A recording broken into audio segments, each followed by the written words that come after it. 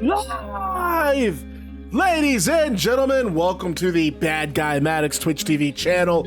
As you already know, I am Bad Guy Maddox, Twitch's #1 bad guy. And if I'm on Twitch, if I'm streaming, then that can only mean one thing. It is time for Combat League. And you know what? I've got to figure out a new way to read the chat because my monitor is up here. So when I'm reading the chat, what's up, Shadow? Which, by the way, Shadow's here. It looks like, I don't know, it just looks like I'm staring up to the heavens or something. It looks so weird. Not a fan of it. But you know what I am a fan of? I'm a fan of Shadow. I'm a fan of Penguin Cat. I'm a fan of Combat League. And I hope you guys are, come on, bro. We're not the Good Guy Club, Better Guy Maddox. Don't be like that. Don't be coming here on that nonsense. Don't be coming here on that bullshit. We are coming from the heavens. Okay, that does make a little bit more sense. Okay, that adds up. That adds up. I think tonight should have some fire matches. You know, we're gonna get we're that road. I'm telling you right now, the road to Capital Combat, it's about to really pop off. It's about to be cold. What's up, Shadow, Batter Guy, Penguin Cat? How are you guys doing? And then, of course, we gotta get this main event going. I'm still trying. What up, QXE? I'm really still trying to figure out this formula for these tag matches, dude. I think I might change the health to low. They're still going just a little too long. They were better on Tuesday, but still not really to my liking at all.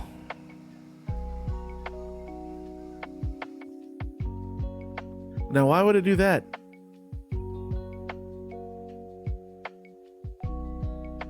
Someone get this man a pancake. Oh, the subs are coming in, baby.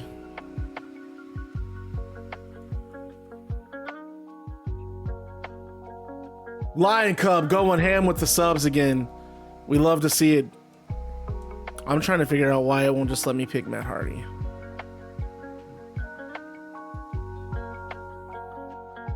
Someone get this man a pancake.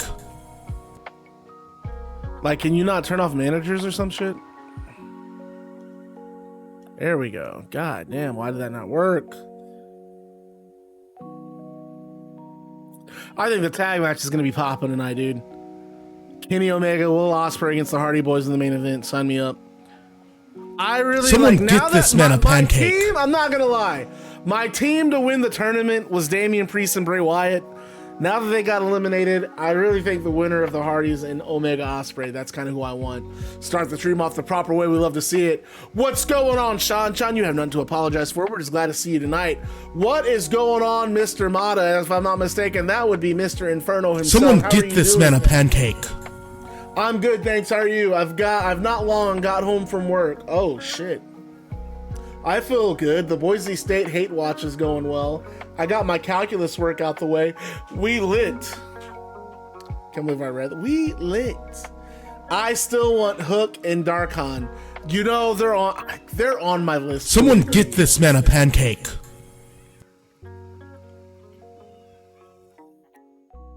I'm down with... What up, Adrian? You got a sub because you were gifted a sub, bruh. Take your gifted sub, man. Coming in here, coming at me sideways like that. Why I have sub? You know why you have sub, because we Someone love you. get this man a pancake. And someone decided that you deserved a sub. Do you not want the sub? We can gladly take the sub back. Well, we can't really take it back. You know what? To make you happy, I will do it. I will figure out a way. Damn, you got my boy's credit card credentials, huh? Credentials. Can't wait for Capital Combat. Someone get this man a pancake. That night off. I will be leaving work at 5. I changed the sub for money. So I don't know what that means. Someone enlighten me here. What he's saying. I changed the sub for money. So you mean that instead of subbing, you'd rather just give me money? I mean, I'll take that too. Someone get this man a pancake.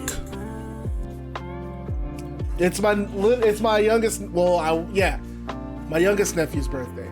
It's my youngest nephew's birthday. Look, he's yelling. He wants me to sing happy birthday. I'm gonna sing. Hey, can we say happy birthday to my nephew? I'm gonna bring him in here real quick. I gotta bring him in here. Hang on, let me get my nephew. Someone get this man a pancake. Come here, come here. You wanna say hi? Alright, say hi. Say hi. Hi. Alright, that's all you see with the nephew. Okay. Alright, hurry up. Oh, it's not his birthday, but he wants to say hi to you. Alright, gotta go. Someone get this man a pancake. I can't say, y'all have to say happy birthday. Happy birthday, love you.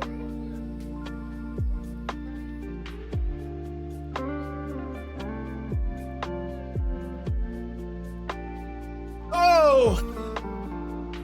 That's the family tree in a nutshell. Someone get this man a pancake. Oh! Goodness gracious. The subs are still going. We're on a level 4 hype train and we're 86% away. That's crazy work. The young fella's having a great day. I gotta get him a birthday gift this weekend. Someone get this By the man way, a pancake. I have no idea which redeem I will save up to, but all of them will be funny.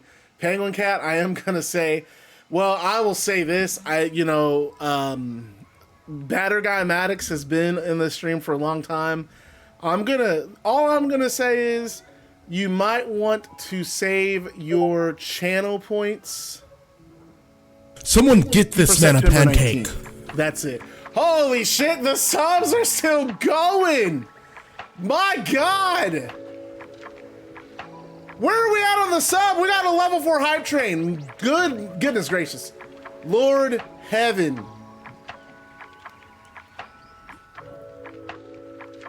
Jesus. Thank you guys Someone so much. get this man a pancake. That is how you got your sub, bruh. KFC selling pickle Coke. That is wild. Man, I'm about to ban you from this stream, dude, for real. You can't be coming in this chat talking that nastiness. What up, Hayes? What up, Nautilus? What's going on, guys? It's my nephew's birthday. They throw in the dough. Someone get this man a pancake. Both my nephews made a cameo on the stream, said hello. That's Combat Week. The gifted subs will continue until combat improves. Like combat quality or the actual combat itself. I don't have a credit and debit. Someone get this man a pancake. A gifted sub is a free sub. Come on, Adrian. So Nautilus, you do know as far as Hayabusa goes, you're gonna have to keep Hayabusa for a little bit. We've already got some stuff going with him. He's in a damn ladderwork qualifier. Lion Cub dropping bits now. Holy shit. Someone get this man a pancake. I know. Adrian's over there like pulling his hair. He's, oh my God, a free sub. What's going on? I didn't pay for this. Why did you give me a free sub? I didn't ask for all this. I'd rather you just give me, this fool said, I'd rather you give me money than give me a free sub. Someone get this man a pancake. I don't have a sub. I have a house. My bad. I went to your house and stole all your money and gave it to Maddox. I don't have a sub house. I'm cool with that. Love Hayabusa. All right, folks. So you know what? We're going to give it just a couple of more minutes, I guess. I'm going to let y'all turn it up. Get that hype going. We'll get this show started. Someone get this man a pancake. Should be fun.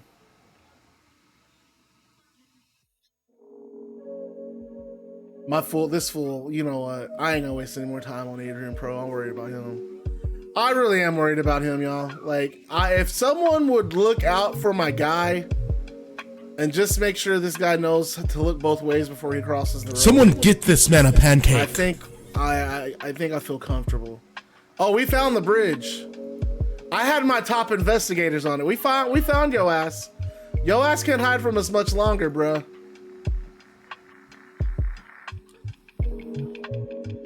Okay, folks, y'all know what to do. I'm not gonna have y'all wait much longer. Turn it up in chat. Make some noise. Let's get it hype. Let's make fun of the Hayes for eating these pickle flavored Coke, pickle flavored slushy. He's even weird. He's just so weird. Let's turn it up, y'all. Let's make some noise. Iron Tiger in the house. Let's get it, hype. Get some combat chants going. Someone give this man a pancake. The notifications were lagging for sure. But you know what, dude? Big subs in the house tonight. I do appreciate you. The whole chat got, the whole goddamn chat are subbed right now. The whole goddamn chat is subbed up. That's crazy to me.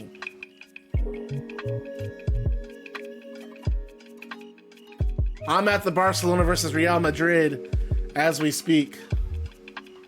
Come on, get some This Is Combat chants going. Turn it up. Let's start this show. Where are my dive emotes? Where's the noise? Make some noise, y'all. Come on. Don't have Ride Spider come in here and talk about stuffing pine cones up y'all's asses. Pause. There it is, Batter Guy Maddox. I still can't believe I won my first match. Not only did you win your first match, it was a banger match, dude. It was so good. But all right, folks. Damn, we got another bit before we start the show. Folks, Combat Evolved starts with backstage interviewer Annika Hex standing at the entrance stage of the arena, and Annika says, "At this time, please welcome Penta and Combat League World Champion Rey Fenix, the Lucha Bros."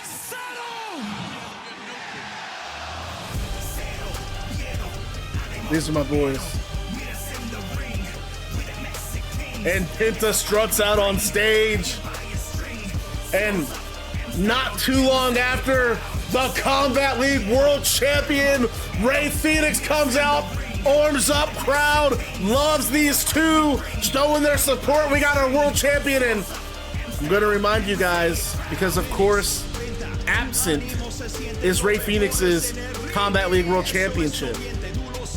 Because, and of course, Batter Guy Maddox gonna bring it up, that belt got stolen at the last Combat Evolved episode. It got stolen by the former champion, Dominik Mysterio. And Rey Fenix and Penta, they stand on either side of Annika Hex, and Lucha Bros theme song cuts off, and Annika Hex commences her interview, and she says, "Fenix, last stream, things were meant to kick off with your championship celebration. However, Dominik Mysterio hatched a plan that saw you taken out by Smoke Morgan, and then Dominik left with your world title. And he did leave some parting words for you, and it's quite clear what Dominik wants. He wants a championship rematch. And Fenix, I have to ask, with Seth Rollins coming up at Capital Combat, what is your response to Dominik Mysterio?" And Rey Fenix says, "Dominik, pendejo!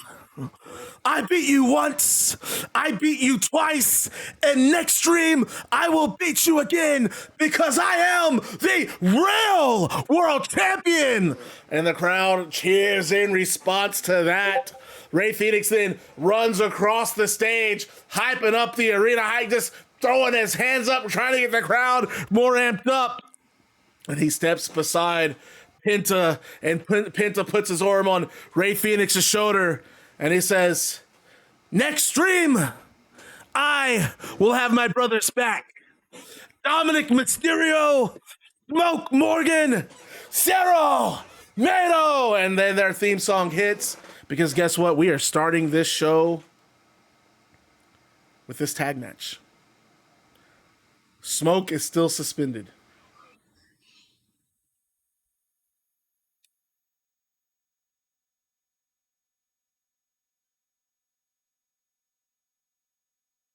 Come on now. Come on now. Let's get this shit started. Tag team match is going to kick us off. And Fenix, you just heard Fenix. And a graphic does come up. Bret Hart is confirming it.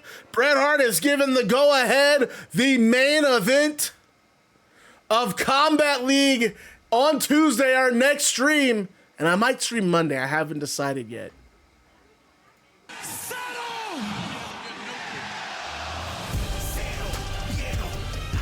It is going to be Rey Fenix defending his world championship against Dominik Mysterio on Extreme. It is the main event.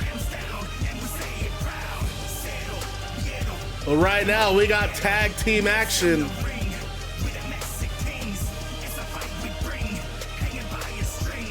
Look at Pitt getting his brother hype. Quarterfinal round of the Combat League World Tag Team Championship Tournament. And by the way, I see the big homie in the chat. King Switchblade, the mayor, president, king of the Bad Guy Club. Everybody, show your respect. All rise for the king. You know what? Since this is a semifinal match, or I'm sorry, a quarterfinal match, we might as well go ahead and get the predictions going.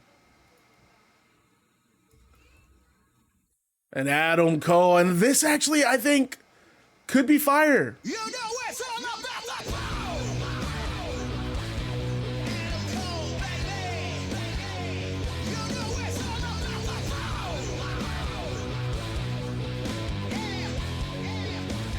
And Adam Cole, Karrion Kross, a lethal lottery pairing. And they won their first match. They eliminated the Road Warriors. Oh, this theme's fire. Dominik Mysterio tweets, Ceromado, I'm gonna show you fear, boy. I'm the king of Combat League and the king of Luchadors. So both of you will bow to me. How about that, man? World Championship contest. Next stream, main event, it is gonna be Rey Fenix defending his world title against Dominik Mysterio. And I mean, he was locked in for a match at Capital Combat. He was locked in for September 19th, and that's what we're talking about. Rey Fenix, a fighting champion, gonna go ahead and put that title on line. I don't think Dominik deserves a rematch. He lost twice to Fenix, and Fenix gonna entertain him, gonna indulge him, but like I said, Fenix without the world title tonight. And you gotta think Dominik playing with Dominik having the world title.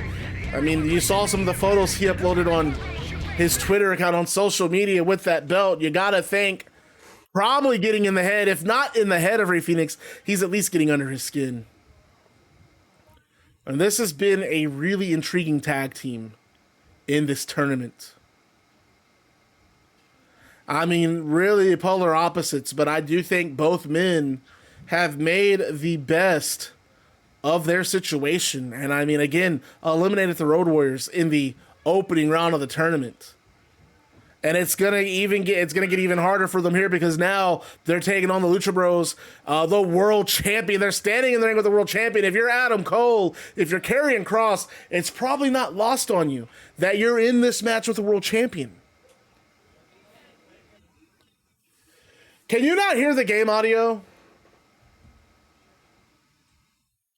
No, there is no game audio. Why not? It was working, and now it's not. Why is it not working? Hang on, I'll have to figure out why it's not working.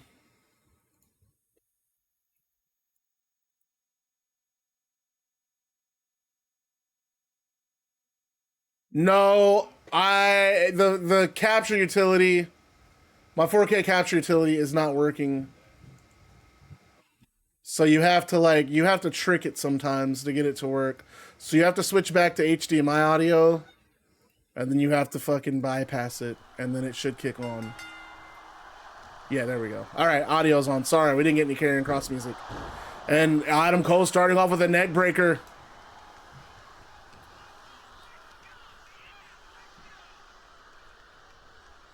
And Pinna and we're gonna say Adam Cole, Pinna. Adam shook hands with both Pinna and Rey Fenix, and Adam Cole. Weird nitpick of mine, but I miss when Kross used. Dude, I don't like Kross with hair. You want to talk about nitpicks? I like bald Kross, and I like the Fall and Pray theme song. I felt like that really added to his character. The hair, I could do without. And Rey Fenix, world champion, stomping on the spine of Adam Cole. Cole with the right hand, no theme song, kind of went hard.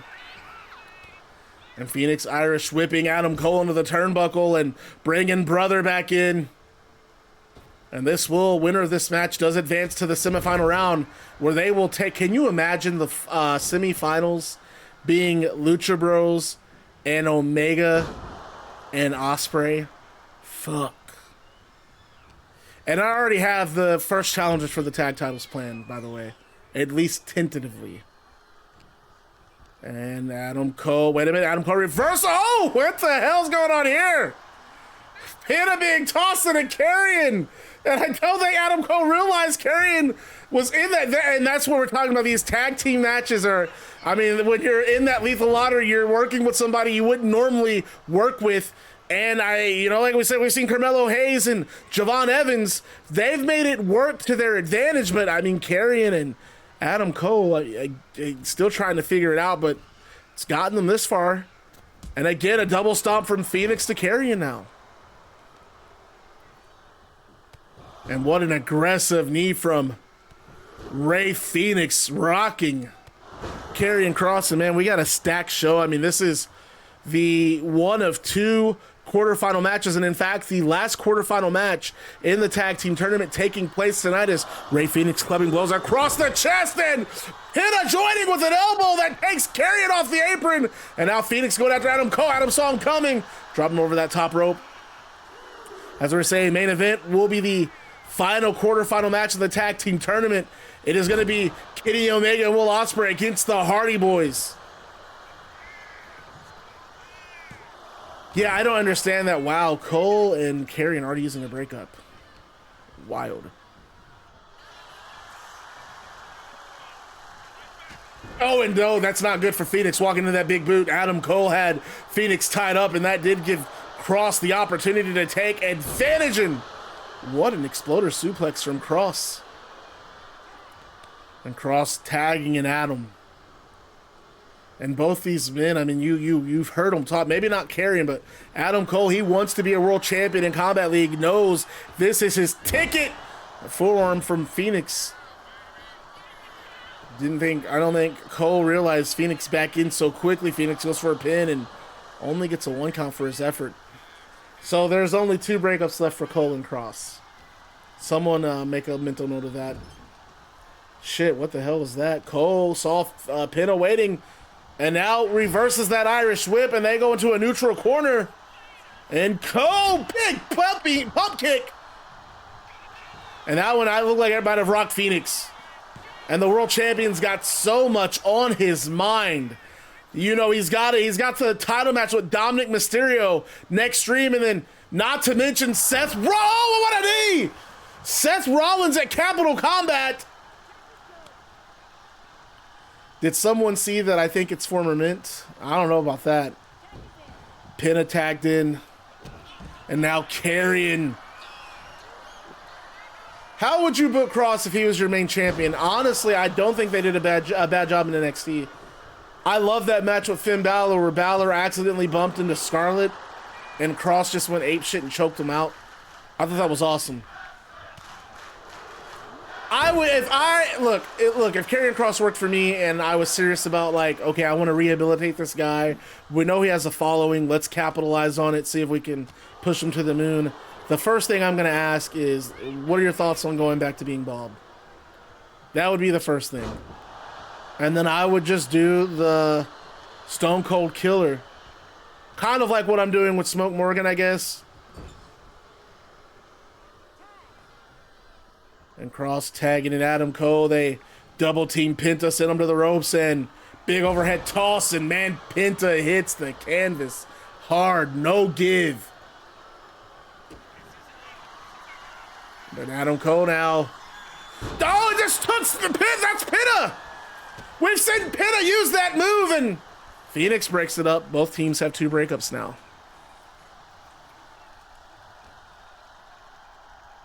Adam has that leg crossed right across the knee. And Adam, he competed on that.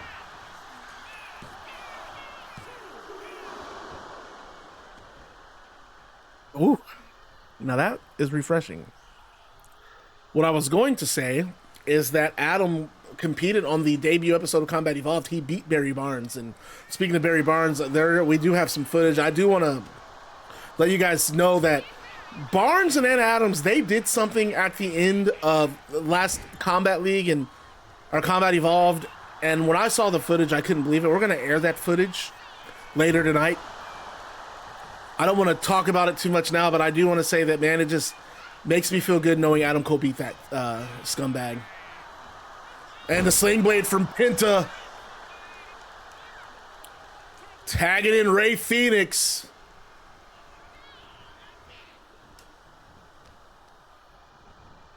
And man, Fenix, he's going to have a busy... Oh, what a run! Speaking of the devil. I don't want to talk about it, Penguin. I just want to talk... I'd rather just let the video footage speak for itself. I don't want to talk about it. And Fenix could have a busy month. Because he has the opportunity here to become a dual world champion in both the men's singles division and the tag division. Woo! Hiccups, baby.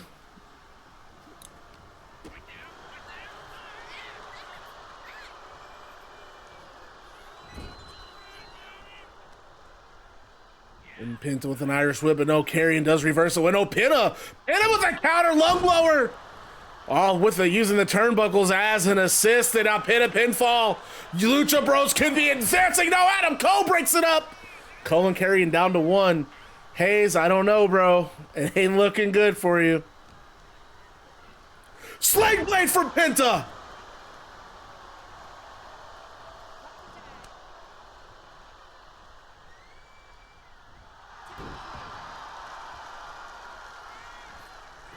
So I bet it's not like an in-universe thing. It's just for I do it just to make the tag matches go a little bit faster. You get 3 breakups.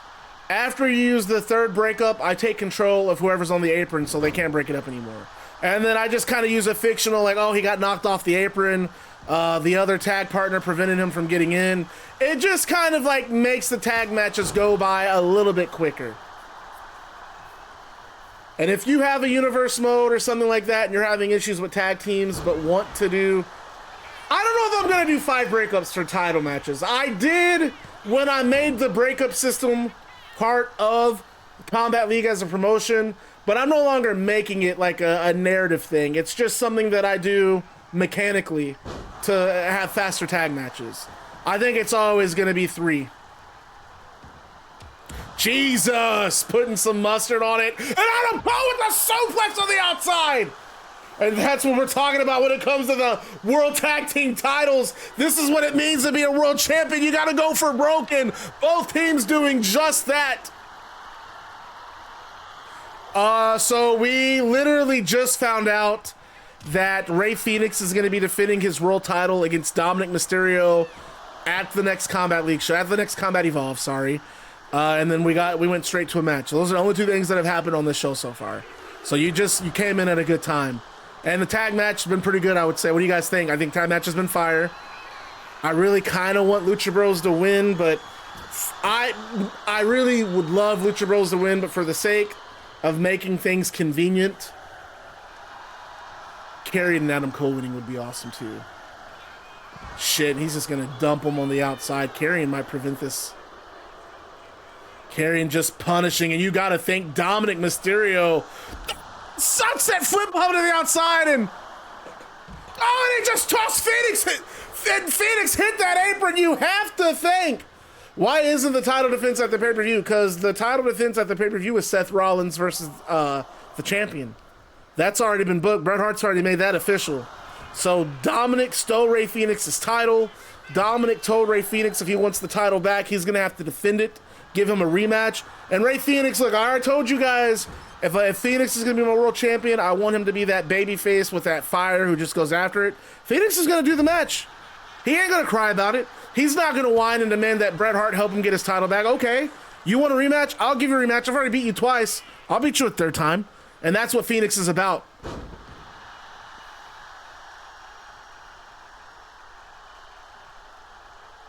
I'm going to go ahead and spoil what I thought about doing at Capital Combat.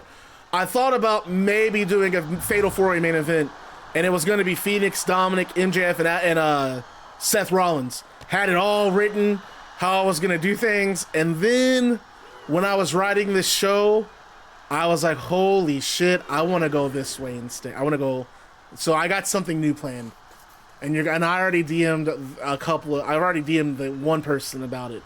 I hope you guys stick with this show tonight because I want your thoughts on this promo battle that happens later. And wait a minute, Cole, middle rope. Panama Sunrise! This could be it for the Lucha Bros! Oh, and Fenix kicks out! Will there be anything for Fenix?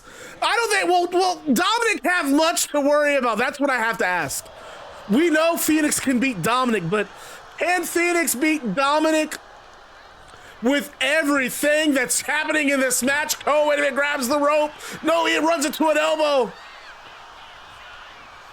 And there's a crescent kick.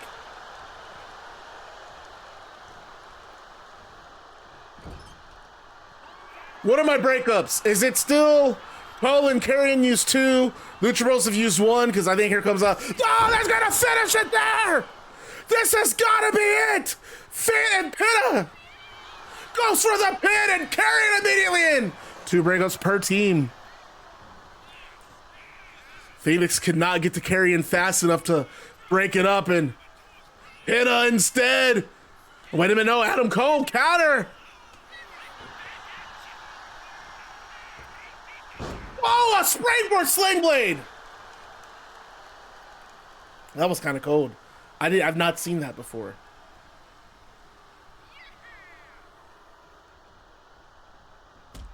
Look at Adam Cole. I mean, he's taking some punishment in this match. Really, all 4 men have. I mean, this is the quarterfinal. Keep in mind, they've already competed in the opening round. Lucha Bros had Anna Adams and Barry Barnes, the despicable Full Throttle Love. Panama Sunrise! And Adam Cole might have the champion pin here. Pitta makes a Mad Dash. That's it for Lucha Bros.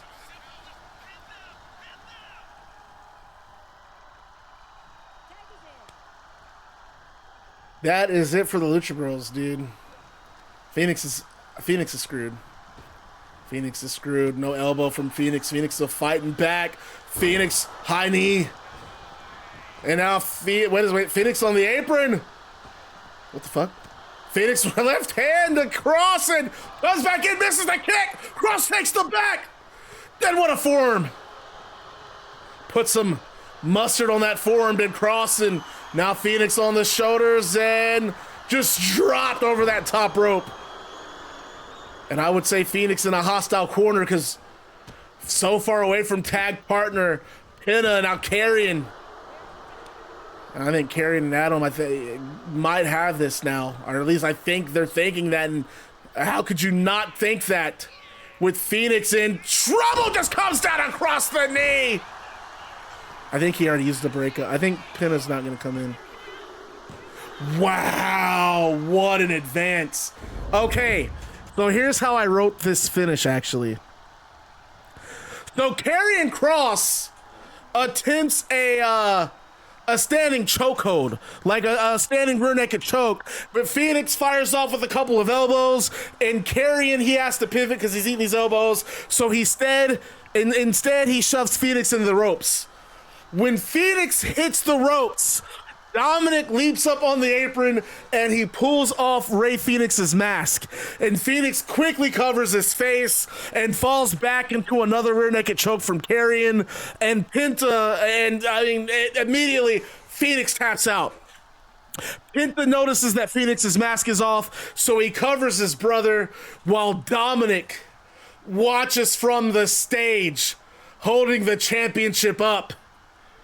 And Penta, he sees Dominik on the stage, and referees come out, and referees, they have a towel, they cover Fenix's face. Penta points at Dominik and leaves the ring, runs up the ramp and chases after Dominik. The chase is on. Dominik disappears to the locker room. Penta chasing behind him. And we're going to turn this back on. And Combat League goes to a commercial break, folks. And when Combat League returns from commercial break, we're in the parking lot and we see Liv Morgan pull up in her car and she sticks her head out. Get in, come on, babe, hurry. And Dominik, he throws the world championship into the passenger seat and he hops in the car and Liv hightails it out of the parking lot. And eventually, Penta, he's able to catch up, but that vehicle's out of sight. It's already left the arena, and Penta disappointed that he couldn't get his hands on Dominik, and he puts his hands on his hips, and again, very disappointed. But before Penta can even really dwell on it, he eats a brutal lariat from Smoke Morgan. And Smoke Morgan stands over Penta, and he sneers and shakes his head, and he says, "Y'all just don't learn, do you?" And Smoke shakes his head again and walks off. And the camera then cuts to an interview segment that took place at the end of the last Combat Evolved show. And this is what I was talking about earlier, folks. I didn't realize it was this soon on the show. So after losing their matches, we see a dejected Anna Adams and a dejected Barry Barnes. They're loading their gym bags in their car, and they're approached by Bliss Boda. And Anna looks at Bliss. I mean, she's annoyed. And Bliss says, wait a minute, sorry, Barry says, "It's okay, babe, don't worry about it." And Anna goes back to putting her bags in the trunk, and Bliss says, "Barry, you said your agent was somehow able to work it out so that your matches tonight were ladder work qualifiers, and yet you still lost." And this upsets Barry, and Barry cuts, he goes, "You think this is funny? Am I some kind of joke to you?" And Anna, "Barry!" And she comes running around to Barry, and she puts her hands on his chest. "Baby, no, don't do this. Come on, babe, relax." And Bliss says, "Barry, I'm sorry, but I'm just doing my job. You two lost tonight despite having things manipulated to your benefit. And now Anna Adams is upset, and she slaps the hell out of Bliss Boda. And Anna gets in the passenger seat of the car. She says, "Let's get the hell out of here." And Barry, now that was funny. And Barry then gets in the driver's seat of the vehicle, and he and Anna leave the arena. And when we return to the live feed of Combat Evolved, Bret Hart is in his office with Bliss Boda, and Bret Hart says, "Again, I just want to apologize for what Anna Adams did to you. And I can assure you that something like that will never happen to you or Annika or any of Combat League staff again." And Bliss says, "Thank you, sir. I really appreciate everything." And Bret Hart continues. He says, "I'm sick of Barry and Anna. And what Anna did, that is my tipping point. Effective immediately, Anna Adams is suspended from Combat League for 30 days. And Gail Kim barges in and she says, "And what about Rhea?" And Gail glares at Bliss Boda, and he takes that as his cue to leave. And Gail Kim says, "After what she did to me, she deserves a suspension too." And Bret Hart says, "Well, if I recall, you ambushed her with your world championship. So maybe I should suspend you too." And Gail doesn't like this, and she says, "Okay, Bret, let's think this through. Let's not make any hasty actions." And Bret Hart says, "Oh, I've thought it through. I'm not suspending Rhea, and I'm not suspending you. In fact, I think we need a great co-main event for our World Championship match at Combat Evolved next stream. So you will be stepping in the ring with Rhea for a first time ever Combat Evolved match." And Gail Kim cannot believe it at first, but then the gears start turning and she starts thinking about it. And she says, "And when I beat Rhea Bloody Ripley, you're going to have no choice but to give me a World Championship rematch." And Bret says, "We'll cross that bridge when we get there." And Gail nods and she points at Bret. "This isn't over." And Gail leaves Bret's office, and we go back to ringside, our next match of the night. About to take place.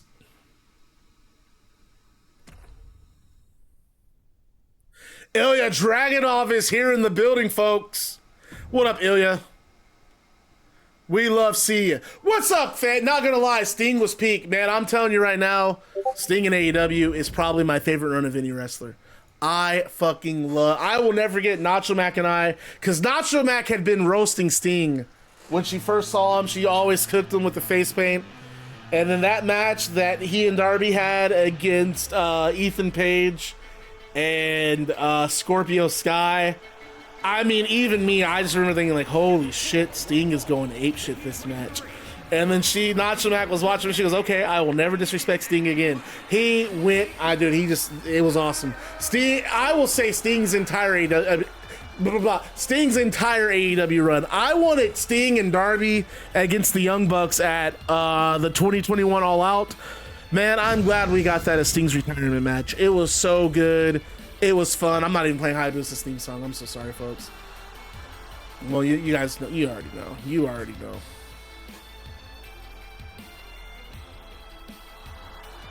Dude, you know, I don't really want to talk about Raja Jackson because everyone's talking about it, and there's nothing that I can say that's going to add to the discourse.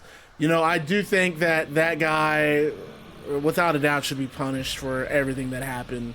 And this is a ladder war qualifier, by the way. And Finn Balor, he mentioned... So there are a few things, you know, if I'm going to really spend some time to... And there they are. There's the family. Look, there's Balor. There's Eddie Page. You see Lyra and JD McDonough.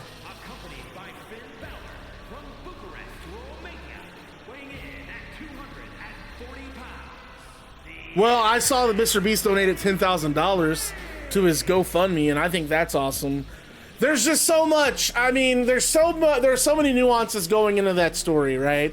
I think that the people on his Kick chat were definitely were instigating him when they kept calling him a bitch and saying that, you know, he got punked out. You know, if you're fucking running a stream, a live stream at that, and you think you're this, like, you know, I mean, Quentin Jackson, one of the greatest MMA fighters of all time, you know, you're trying to follow in your dad's footsteps. You have this in your mind, you're this badass MMA fighter, and you have, you know, these fucking 12 or 14-year-old kids, most likely, calling you a bitch on your live stream. That shit, that's not gonna be right. Let's keep in mind, he already had that thing. No, and I'm not, and here's the thing, with the stuff, when I'm saying this, I'm not saying, well, this is why he did it. Well, okay, I am saying that, but I'm not saying it as an excuse. None of the shit is excusable. I'm just saying that there were a bunch of different elements that really made that situation what it was.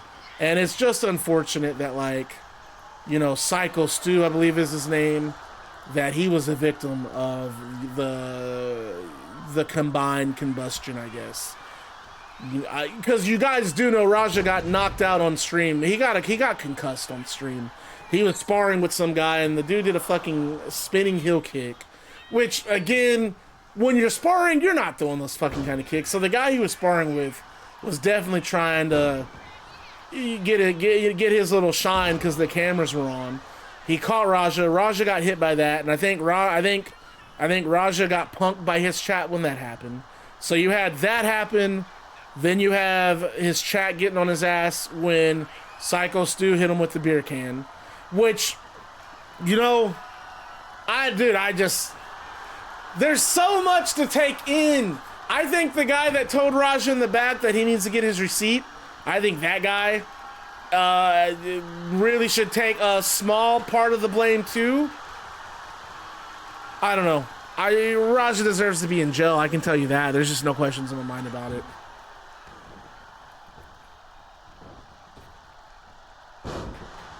Flip and follow Wasteland from Hayabusa. Now Hayabusa, we know what he can do. Springboard, Fenix splash.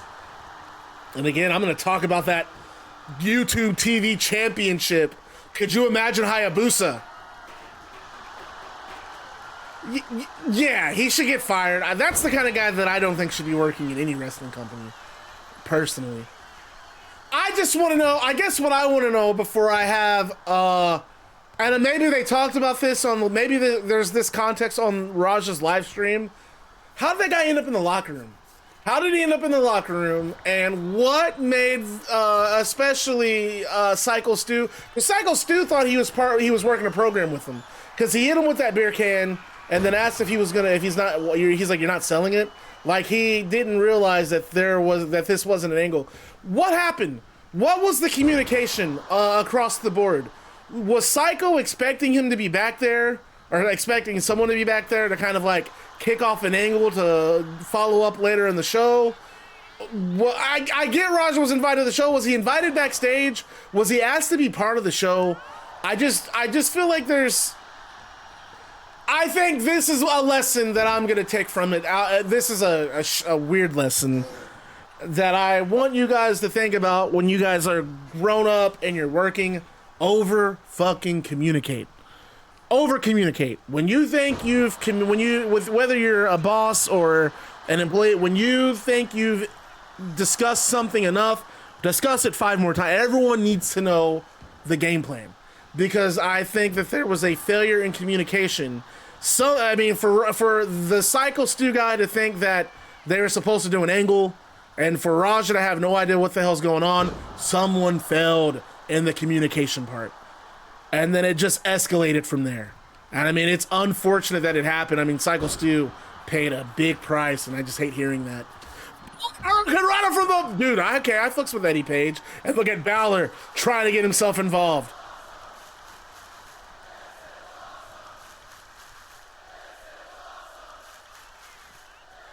Yeah, because here's the thing, Former.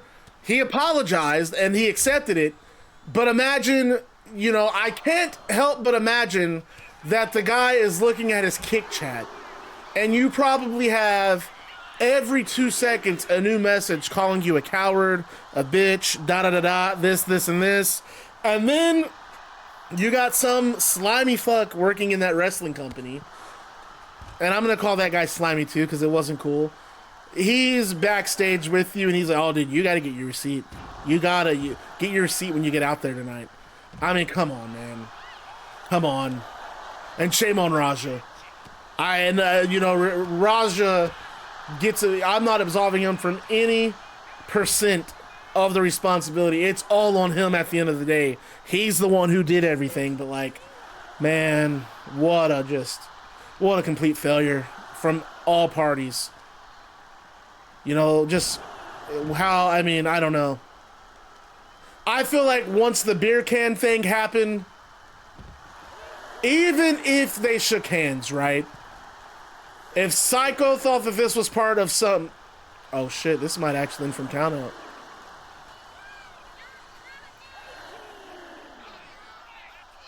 And Eddie Page back in.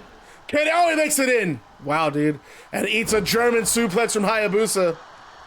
No, so that's what I read too. I don't care if it was a real or a prop can. To me, all I know is Psycho hit him with the can and then asked him if he was going to sell it. So that tells me, at least my limited knowledge, that Psycho thought they were doing a bit. And and I'm going to go even further than that. I am going to assume, and granted, assuming makes me an ass, right? I'm going to assume that someone told Psycho that, hey, we're going to do this program with Rampage's son. And so that's what prompted him to do it, until Rampage had no idea what was going on.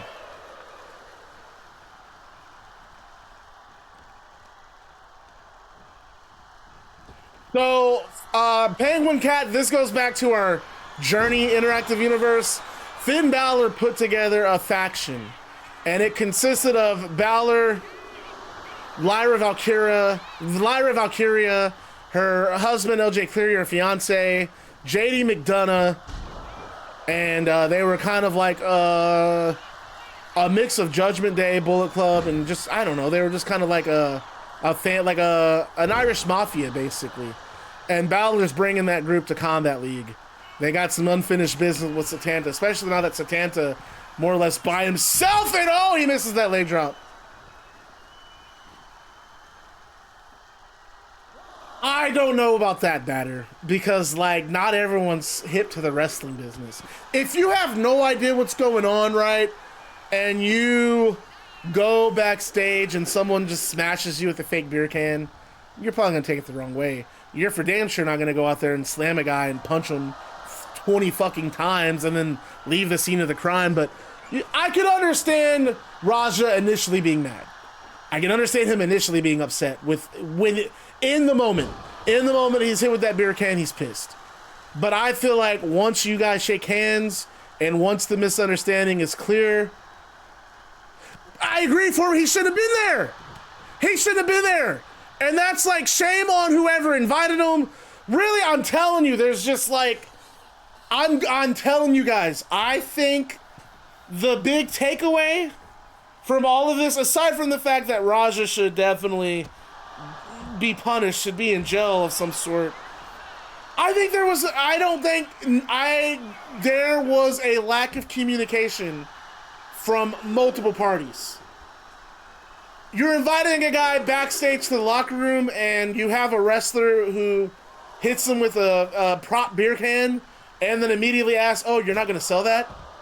That guy thinks you're doing an angle. Why does the only reason he would ask that question is if he was led to believe, holy shit, how is he not getting disqualified? They don't disqualify when outside interference strikes? Oh, the fuck, the family's so mad. I just don't feel like, I don't feel like that is a question you ask. You know, you don't ask, oh, you're not selling that. Unless someone has told you that, hey, we're going to do an angle with Rampage's boy.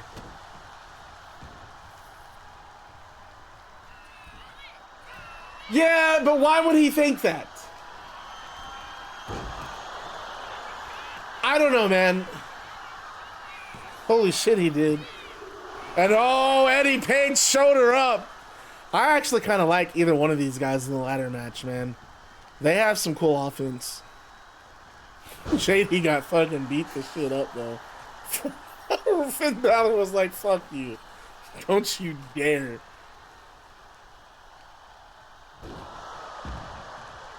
He wasn't. And I haven't been following this story because, like, man, I saw the slam and I saw the punches. I didn't want to see anymore. There's nothing else you can show me. I'm good. And then I saw the beer can thing.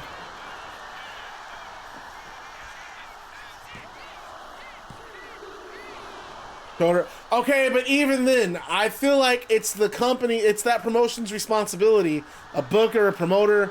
They gotta introduce you to who the guy is. They gotta, like, you can't just have a guy walk backstage. I don't know. Someone failed to communicate. Someone should have either let Rampage know, hey, we're gonna... Wow, Hayabusa! Moving on to Capital Combat, and Finn Balor, JD McDonough, and Lyra Valkyria, they hop in the ring, and along with Eddie Page, they jump Hayabusa after the match. And I mean, they're stomping on him, dragging him all around the ring. It is just a gang beating out there. And Satanta perched on the top rope, and he leaps over McDonough, Lyra, and Eddie, and he lands right on Balor and paints Balor with right hands. But McDonough, Lyra, and Page, they pull Satanta off Balor, and they start attacking Satanta no different than they did Hayabusa. CM Punk, he comes out, and he fights for Satanta, and he decks JD McDonough with the right hand, comes at Eddie Page with the left hand, goes back to JD McDonough with the right hand, and that just leaves Lyra, and Lyra, she holds her arms out, you gotta hit me, Punk? You gotta hit a woman, Punk? And Punk stares at Lyra, but he's turned around by Balor, and Balor just floors him with an uppercut before hitting the ropes and shotgun missile drop kicking Punk right in the chest. Balor, McDonough, Page, and Lyra, they continue their assault of Hayabusa, Satanta, and CM Punk, and referees come out pulling these thugs off of Hayabusa, Punk, and Satanta, and we go to a commercial break.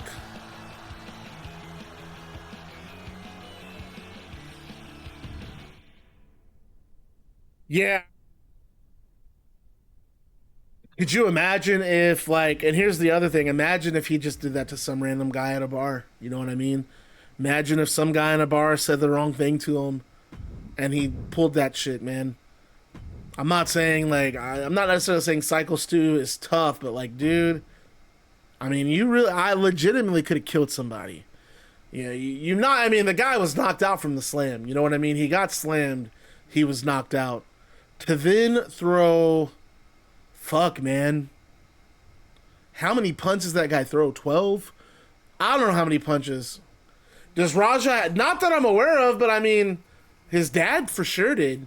His dad didn't really do anything like that, but...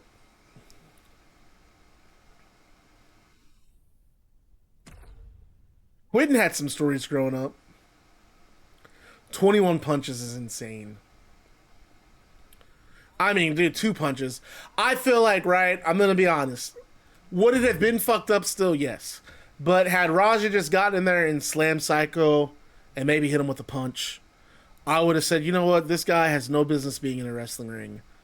But I kind of would have just, like, let it be that. You know, we should blackball the guy from wrestling. And I would have just moved on. I would have never gave it a second thought.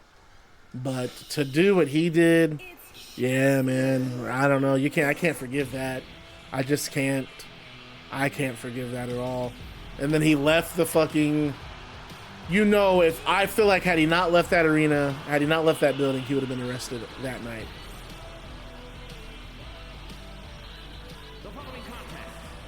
And now we have our Twitch TV qualifier. What's the story anyway? What's the update? Has he been arrested? Have there been any criminal charges filed? Do we know?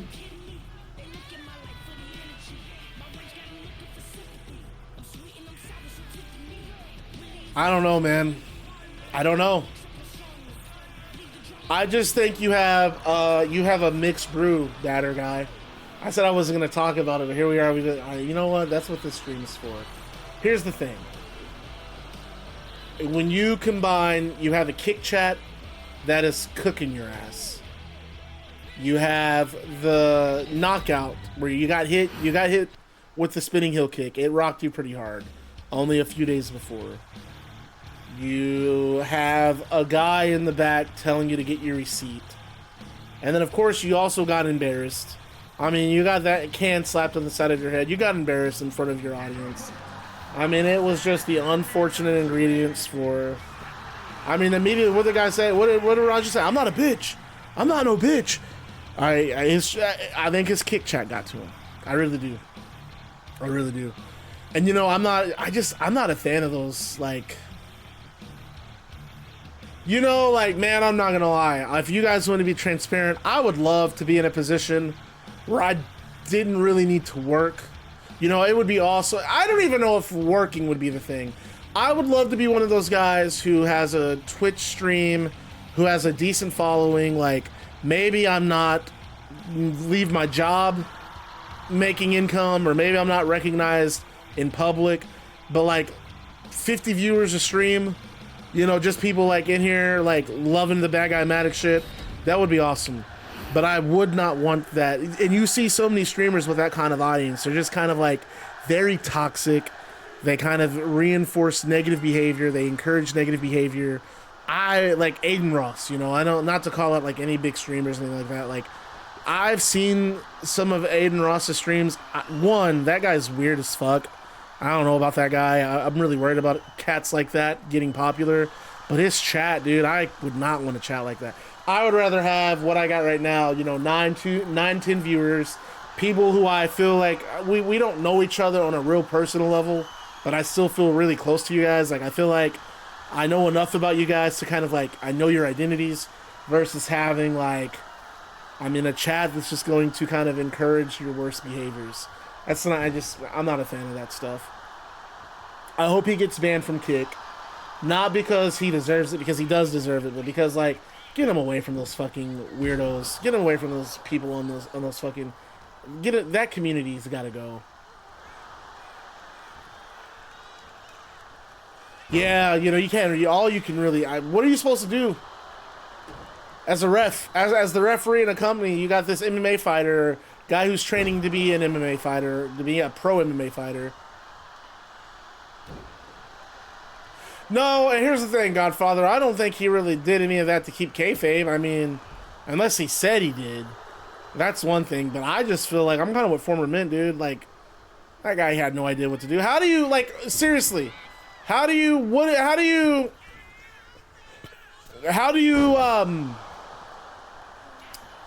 respond to that?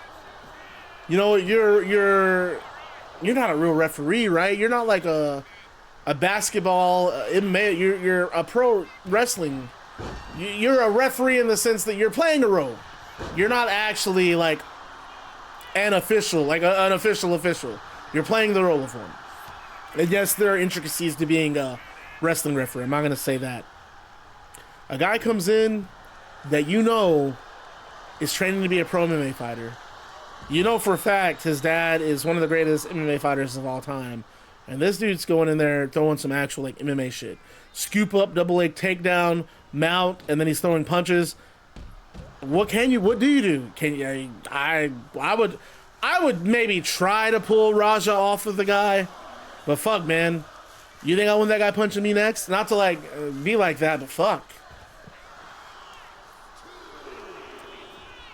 I'm not sure if you can really... Rikishi wasn't even there. I do know they lost their WWE ID status, which they should, rightfully.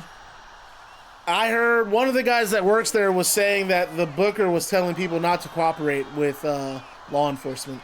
I heard that on Jeff Jarrett's podcast. I don't know how true that is. That's the shit I don't know. Because I don't listen to these guys.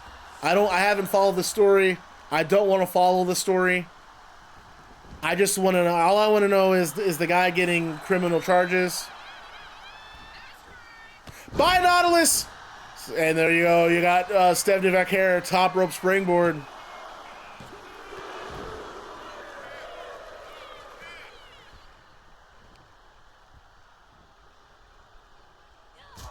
Yeah, but here's my thing, dude. I think this is just because I know the kind of person I am, right? I'm definitely more of the talk to you and diffuser. I'm responding to batter guy. I think if there was a situation where, how do I say this? Scoop slam from Vaquer. I feel like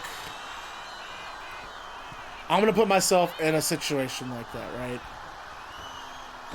Raja's pissed at what happened. He's backstage. He's cooling off.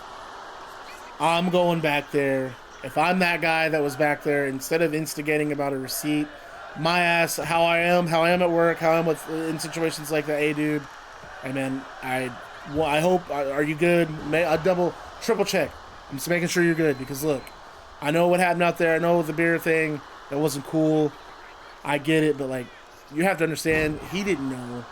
He thought you guys were doing a bit, and someone fucked up.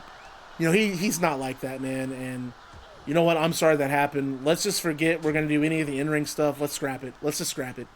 I mean, if you're backstage, instead of telling him to get his receipt, calm the guy down. Make sure get him in a cool headspace. I don't know. I think that's gonna be my last piece on Raja, man. I spent way more time talking about it than I would have liked, but there you go. I hope you guys feel satisfied. Well, I hope you guys feel satisfied with the discussion. I hope I was able to answer your questions and then some. And I guess if you want my take is, yeah, Raja deserves all the blame. That guy should be in jail. But I do feel like, man, there were a lot of failures there. Raja takes the blame, but that promotion and some of those guys, and well, not some of those guys, one guy in particular in that promotion failed at their job. Yeah, you know what? I kind of like these midday shows because I'm assuming Clash is middle of the day, right? Chelsea Green right hand. Oh, Stephanie Vaquer fights back. Double. Oh, she has her. Yeah, that backbreaker. Shit, Stephanie can win it right here, folks. Chelsea Green! No! Are you kidding? The hand hit the mat. I swear the hand hit the mat on that. Might need Booker T here to... What a kick.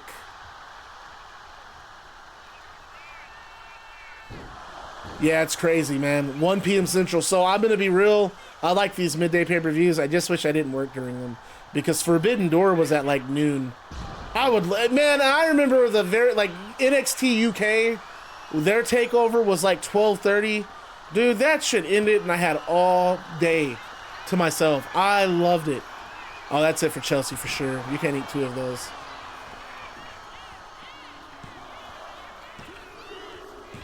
That's it. Stephanie Vaquer will be going to Capital Combat.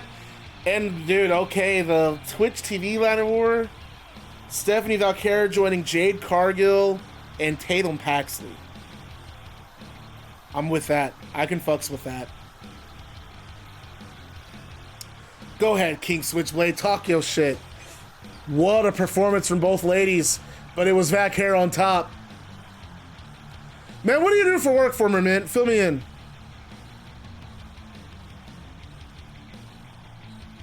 It's definitely got the anti-unprettier perk. And after the match is over, we have a commercial break after that match.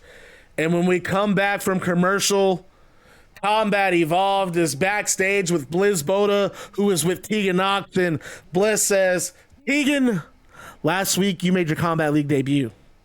Bret Hart, he was very high on you, and even though you lost, I think the audience has seen a side of you that maybe they didn't see before from you. And Tegan, she says, I let Bret Hart down. Hell, I let myself down. Things didn't go according to plan last stream, and I have no one to blame but myself. And Christie Ortiz walks in and she says, I'm confused. Is this sad girl hour? And Tegan looks at Christie and Christie says, I lost to Jordynne Grace, and you didn't see me taking up TV time to cry about it. No, Tegan, I just hit the gym harder and faster. Combat League isn't for soft women, little girl.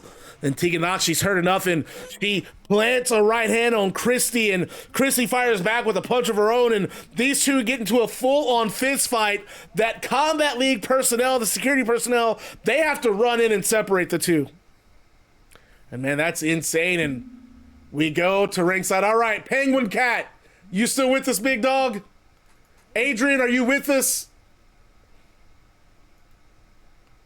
I definitely want to hear everyone's thoughts on what's about to go down.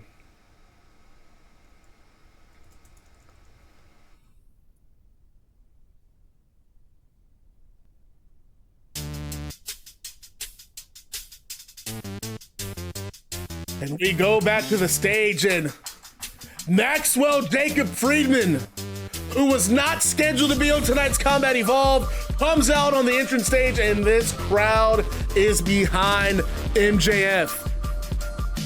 And as MJF is making his way to the ring, a recap airs from Queen's Gambit, showcasing the singles bout between Maxwell Jacob Friedman and Seth Rollins.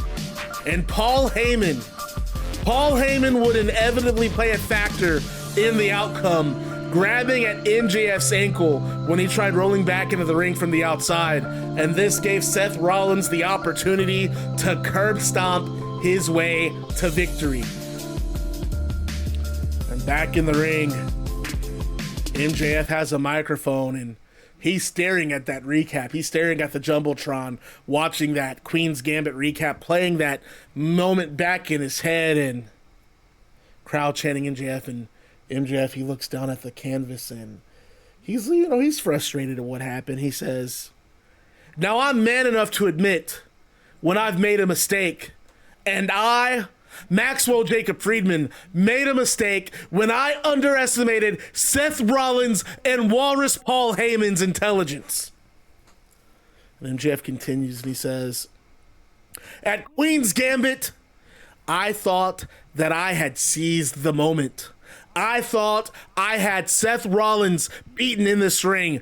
I thought that I would be the one moving on to pay-per-view where it would be a foregone conclusion. I would be the new Combat League World Champion, but Walrus Paul made damn sure that didn't happen. But hey, it's part of the game, and I'm not someone who dwells on failure. No, I'm someone who gets his lick back. I'm someone who gets fucking even. And the crowd pops at that, and MJF says, day by day, hour by hour, I'm making mental notes of every move I must make, of every wrong that I must right, of every single action that I need to execute, until the only thing left in my line of sight is you, Seth. And to quote Walrus Paul, it ain't a prediction, it's a spoiler when I tell everyone in this arena and those watching on Twitch TV that there is no way in hell that Seth Rollins leaves Capital Combat as world champion. But before MJF can continue,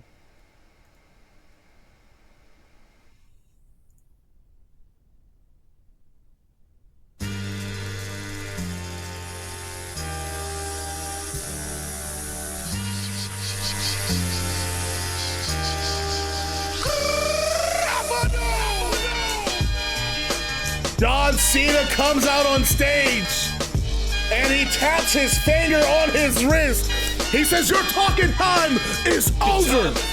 And John Cena gets in the ring. And folks, I want to remind you guys, Cena lost to Kurt Angle at Queen's Gambit, and he dropped Angle with the attitude adjustment and left the ring. And Cena is in the ring, and for the first time ever, MJF and John Cena share a ring in the arena. You got chat, you guys know what to do. Give me a holy shit chant in chat. I want y'all flooding the chat with holy shit, because the crowd's chanting it. And as the crowd dies down, John Cena, who has a microphone in hand, he looks at MJF, and John Cena says, MJF, Maxwell Jacob Friedman, the generational talent. Gotta be honest, I don't see it, kid. And I call you kid because that's exactly what you are. And this, and Cena points at the Combat League ring, you're not at this level yet, kid. You said it yourself, Max. You made a mistake. But the mistake wasn't that you got outsmarted. The mistake was thinking you belonged in this ring with Seth Rollins in the first place. And MJF, he chimes in, he says, and how's your time been in Combat League, John? And then MJF, he washes the hand across his face. You can't see me, but you sure did see those lights when I pinned your ass in New York. And the crowd popping at that, and John Cena shakes his head. He says, and there you go with the jokes. You're so corny, dude. It's like you don't even realize it. You're temporary. You're the latest fad, Max. The crowd likes you now, and yeah, you got some buzz. But when they see what I already see, that you're one-dimensional, they're going to drop you like the sack of trash you are. My career, I didn't rest on my laurels, Max. Not once did I ever call myself a generational talent. No, I worked my ass off day in and day out. I was the first one at the gym, the first one in the arena, and I was always the last one to leave. That commitment, that hard work turned John Cena into an institution. So why don't you join the rest of these marks in the crowd and show me the respect I deserve by chanting, "Thank you, Cena." And MJF, he looks at John and says, really, John? This is the game you're gonna play? Is my mic muted? MJF says, really, John? This is the game you're going to play? I'm a grizzled old vet and I'm gonna teach these young ones a thing in respect. This must really be your farewell tour, John, because just like that shtick, holy shit, you're played out. And the crowd again pauses, and Cena says, do you even listen to yourself, Max? Played out. I just called these people marks, and yet I can look through this arena and any arena in the world on any given night, and a large part of this audience, Max, it'll be made up of my merch. John Cena is a legacy brand, kid. I'm not some flash in the pan. Decades after I hang up these boots, they'll still be talking about John Cena. And you, Max, you'll be that old miserable has-been sitting at the bar, 2 seats to the wind, telling any sorry son of a bitch who has no choice but to listen, I stood in the ring with John Cena once, but they won't believe you, Max, because that's how little worth you have in this industry. And Max cuts in and Max says, you know what I think, John? I think you know that the truth is I'm every bit as good as I say I am, which means I am a hell of a lot better than you. I can count on no hands how many times the crowd chanted, you can't wrestle. Can you do the same, John? You know what else I think? I think that despite all my flaws, and believe me, I've seen my behavior these past few years, I have many flaws, but these people, they've still accepted me. And you know why that is, John? It's because I'm something you've always wished you were. I'm authentic. Sure, I'm an asshole. MJF points to the crowd, but I am their asshole. And the crowd shows their support. And MJF says, and sure, I'm filthy fucking rich. But at the end of the day, I don't give a damn about the money, John. Because all I have ever wanted my entire fucking life was to be in a wrestling ring exactly like this. The money, it doesn't matter to me, John. Pro wrestling does. These people, they can see that I'm the real deal. And they can see that you are just a mass manufactured yes man. But do you know what else I think, John? I think you're scared. I think you know that if we were in this ring one-on-one, I'd beat you. And I think that's why you're out here flapping your gums instead of looking for a fight. Because how does your song go again, John? Oh yeah, your time is up and my time is now. And that last line agitates John Cena. He smirks, Max getting to him, and John says, I don't do small time, Max. I'm Mr. Box Office. These people couldn't afford to see John Cena wrestle live. And if they like a corny dude like you, then they for damn sure don't deserve to see me. If I'm gonna beat you, I'm doing it on the big time stage. I'm doing it in Indianapolis, live on pay-per-view. And MJF says, you know, that's kind of funny. Because up until this moment, the only thing that I could focus on, the only thing on my mind, the only thing that has been keeping me going is making Seth Rollins' life a living hell. But you know what, John? I think that can wait. And John says, you think you want to step in the ring with the franchise. And you know what? I'll give it to you. But ask yourself this. What happens next, Max? What happens when I pin you in Indy and you're left with that sinking feeling in the back of your mind, in the pit of your stomach? That sinking feeling that you know that I was right about everything I just said about you. Chew on that, Max. And John Cena drops the microphone and exits the ring, and Maxwell Jacob Friedman looks on and holy crap, folks. We're getting confirmation. Bret Hart, he's drafting the contracts. He's gonna send them out. Capital Combat for the first time ever. John Cena versus Maxwell Jacob Friedman. You can't see me. My time is now. It's the franchise where I'm shining now. Cena heads up the ramp, goes backstage, and MJF continues to look on from the ring, and plus I can't turn the swell off. The franchise doing big business. That is one of our Capital Combat matches, folks. What are our thoughts on that promo battle?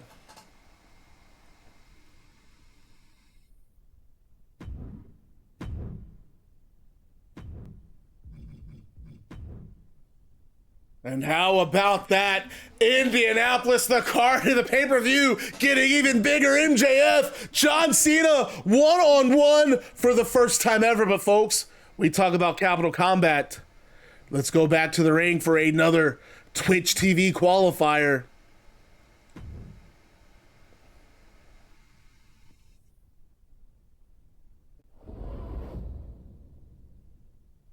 Maddox, check DM on Discord. Gotcha.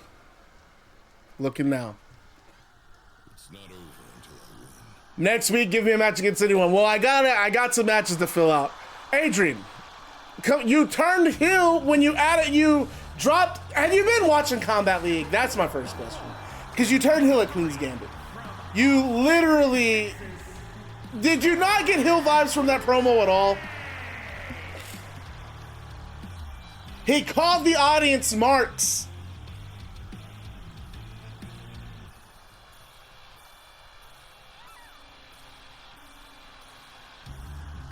We'll do a prediction for the main event too. You guys, if you want to do predictions, Pace, well, Smoke's still suspended.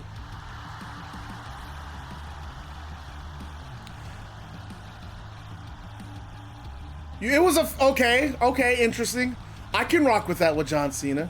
I can rock with that because that actually kind of lends itself into what I want to do with John Cena's heel turn. I want to go back to a promo he cut in 05 when Edge cashed in on him. He cashed in, the crowd popped, and he came out. He didn't cut a heel promo, but he basically said, for those of you who kind of rock with me, thank you for rocking with me. For those of you who don't like me, you can stick it up your ass. Not exactly what he said, but that's how I'm going to do John Cena's heel turn. It's going to be, for those people who love Cena, wear the merch, he's still going to be there for them. For those... And that's what we're going to... He was a little edgy here. He kind of shit on MJF. And man, I'm sorry, I'm still reeling from the announcement at Capital Combat. John Cena versus MJF.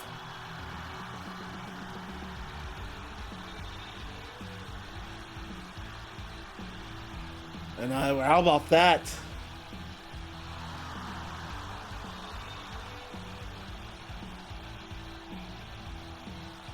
You know what? I don't know who I want to win this match. I really don't.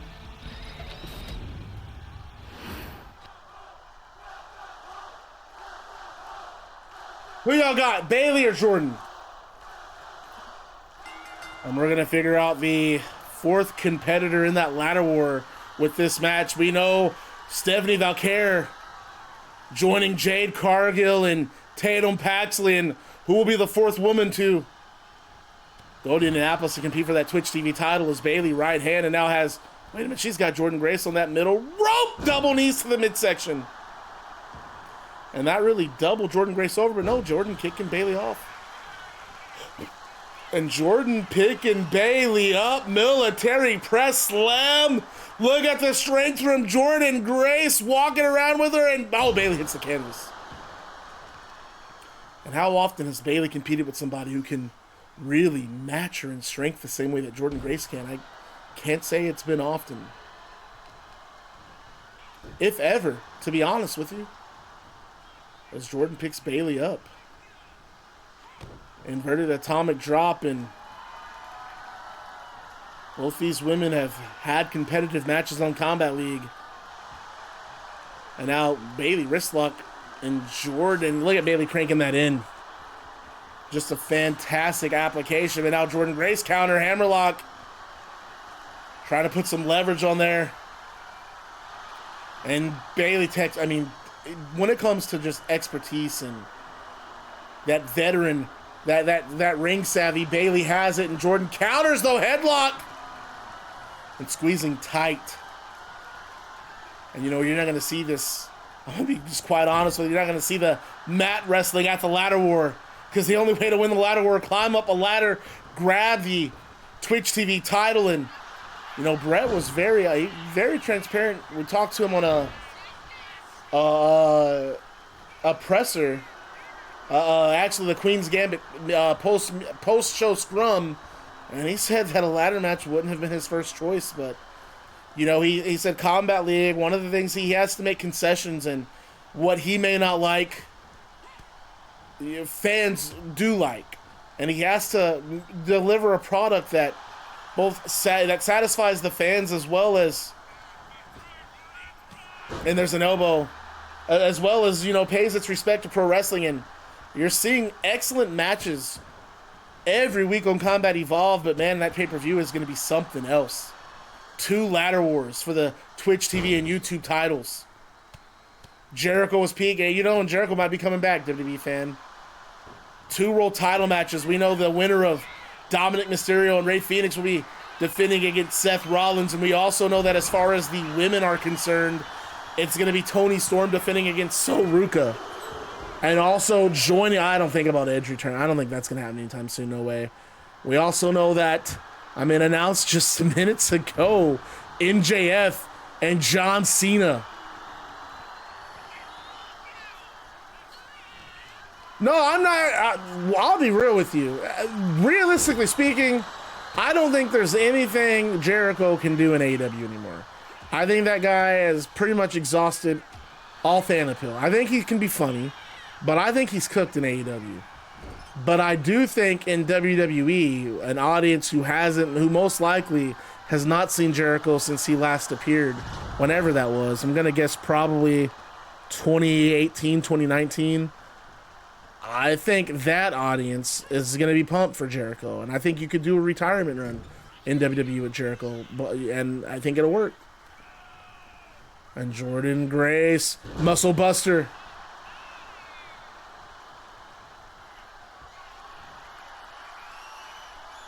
And Bayley. I mean, I think that shit... Here's the thing with Jericho, man. It's funny, like, the first week or two, but then he does it every week. And it just kind of like, oh, man, I'm good on Jericho. No more Jericho, please. But yes, I got the Please Retire chant started at Dynasty, and I don't regret that.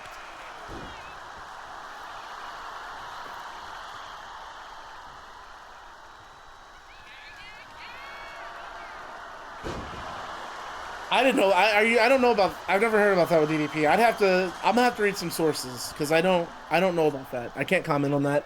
I don't know if that's true or not. I haven't seen anything. I haven't seen anyone say anything. I'll look later. Elbows from Bayley, putting Jordynne Grace in a compromised position, and Bayley sending Jordynne Grace's head of the canvas. Bayley top rope.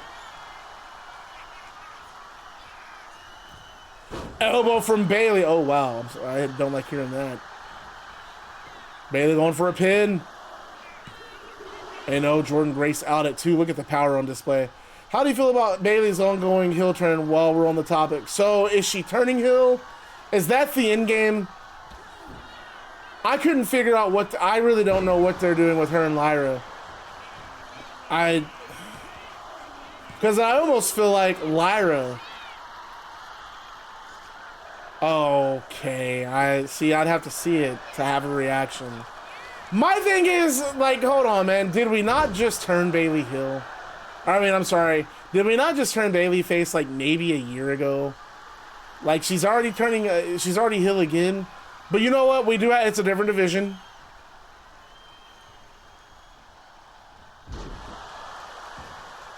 I just felt like what I saw at one of those pay-per-views where she was pissed at Bayley, I could see Lyra getting frustrated that she can't beat Becky, so she basically uses Bayley as an excuse as to why she can't beat Becky, and she just, like, goes apeshit on her. And there's a pinfall from Jordynne Grace. I'm just mad we got robbed of Bayley versus Roxanne at a pay-per-view or takeover. It never happened. He did indeed, WWE fan. I have seen some promos from Becky. I've seen some stuff on Squared Circle, and I gotta agree. I haven't seen full context, but the promos that I've watched, she was killing it, dude. She fucking obliterated Nikki on one of them. I think Nikki and Becky for the Intercontinental title, I actually kind of like that idea. Because, you don't really want to... Okay, at first, I didn't like Becky as Intercontinental Champion. But, you know what? That gives Io her time at the top. It gives Naomi... Well, Naomi's gone now. But it gives Rhea, Io, and whoever else they put in that spot their time at the top without people having to wonder, oh, shit, I wonder when Becky's going to win the title again. You can do stuff with Becky in the Intercontinental picture. I don't want to see Nikki Bella in the current world title picture, but you know what? I could buy her going after the Intercontinental belt. And then whenever you're ready to give whatever wrestler you have that you want to take that next step in their career, whenever you're ready to give them that push, whether it's a Lyra or somebody else you have on the undercard of Raw, they beat Becky for the IC belt, they're going to get a big rub.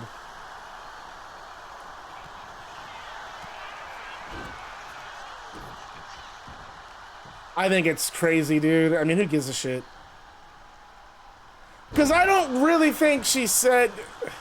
What did she really say? The line she said was, if I lived in Birmingham, I'd die too. I mean, okay, I could see some people being upset with it, but I just... Really? Oh, Raquel was the shit in NXT, dude. I still say that last woman standing match she had with Rhea, one of my favorite NXT matches. And I think Bayley might have it here. Rose plant. No, Jordynne Grace showed her up. Only one of these women going to make it to the... I like Jey Uso.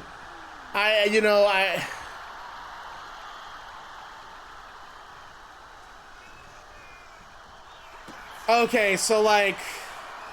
The best thing about Birmingham part, I'm with it. I can fucks with that. However, wow, Jordynne Grace, what a turnaround at the end. However, that said, I could totally understand people being upset with that last line. Yeah, I mean, I think I could see if someone thought that she might have went too far saying that. Okay, I could see why you would feel that way. Yeah. And Jordynne Grace celebrates in the ring, and after the match ends, we get a video package that plays, and it highlights the previous Twitch TV Championship ladder war qualifiers.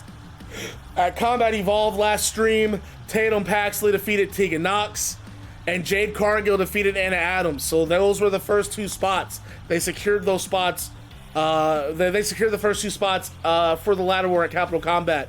And now tonight, we have Stephanie Vaquer and Jordynne Grace taking the third and fourth spot in the ladder war. So now 4 more spots remain. And at Combat Evolved 8, so episode 8 taking place either next Monday or Tuesday, depending on when you guys want to do it, we're going to have our 5th match. And it's going to be Zelina Vega taking on Alexa Bliss. So we're going to go to a quote-unquote commercial. I might just stop doing the commercial things. I only type them in to kind of like give some spacers in between segments. But you know what? Fuck it. Who cares?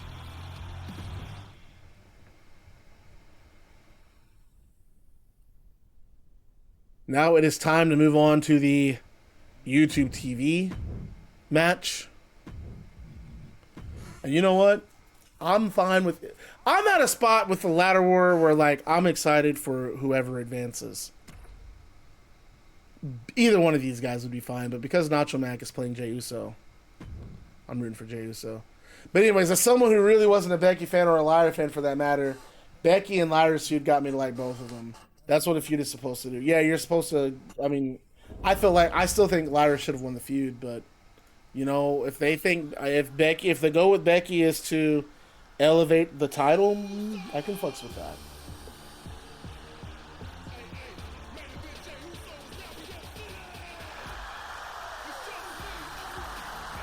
And Jey Uso, his World Tag Team Championship dreams might have been dashed, but another opportunity lies before him. It actually lies before Aleister Black as well. Both men eliminated in the first round of the tag team tournament. I mean, I honestly can say I care about that more about Becky's belt than Tiffy's. Well, yeah, here's the thing. I'm not watching SmackDown, so you guys can correct me if I'm wrong, but I would say just a brief analysis. You have to have, when you give the babyface a title, it's a little bit different than giving a heel a championship. You can give at least this is my viewpoint. So like when I'm like doing Combat League or when I'm doing like TEW stuff, and I don't work for any wrestling company, so like I can't really put you on game like that. I have the mindset of like, this is how I view it with my world titles. If a heel has a world title, it's either one of two things. It's either a transitional reign to put a big baby face over, or you're about to enter a big story arc where the arc is going to be this villain holds the top title for a little bit, and it's all about who's going to be the hero, who's going to be the one to actually step up and dethrone him. When you have a babyface as the champion, so to me, the babyface chasing for the title is really the story. And then once they win the title, that story's kind of over. So you can't just have the babyface champion come out and defend the title night after night. You gotta have villains. You gotta have villains ready at the level of that champion. He's gotta have villain of the month. Doesn't have to be villain. Doesn't have to be like a big story, like a big 6-7 month arc. You gotta have 2 or 3 guys that you have positioned. They're at that level that he can just defend the title against every pay-per-view. I thought they did a good job of that with Cody. I was never really tired of Cody's title run. And after he beat Roman, I mean, he had a great match with Logan Paul. He had some good stuff with AJ Styles. The stuff with Kevin Owens was good. They did a good job of kind of stacking up villain of the week opponents for him, right? Or villain of the month. I don't think we're getting that with Tiffany. You know what I mean? Because Tiffany and Jade was babyface versus babyface. And it actually, the couple of promos that I saw, I was under the impression that Tiffany was going back to being a heel. That's my other thing. I'm not watching. What is Tiffany? Is Tiffany a heel or a babyface? I felt like after the Charlotte Flair, after the Charlotte Flair feud, I felt like they really should have considered turning Tiffany heel.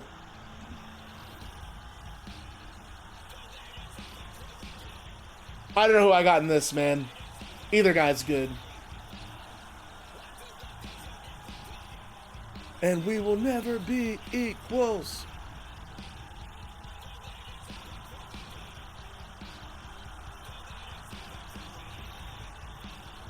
We're probably getting Tiffy.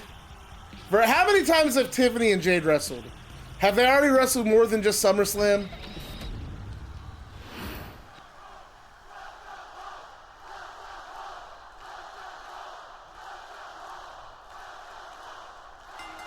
And Aleister Black, Jey Uso. Of course, dude, that punch, dude. Every time I see that punch, I will forever think about that damn not Road to WrestleMania, that damn showcase mode where the Bloodline versus the Rogue Bloodline, you had to make the other opponents bleed. And I legit spammed that punch until I saw red on everybody. That's all I think about whenever I see that goddamn. What a moonsault from Aleister Black. Goes on from Jey Uso. I know Aleister Black going after the knee.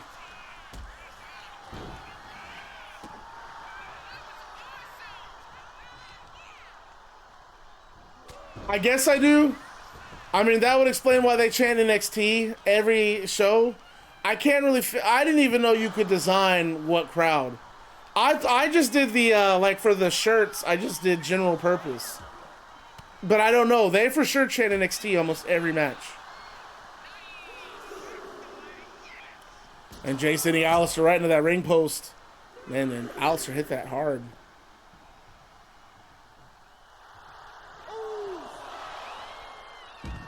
What? Aleister ducked and Jey Uso just ate? I guess so, dude. I don't fucking know, man. I just work here. I just play the game, bro. I think Aleister is going to try to murder Jey Uso this match, folks.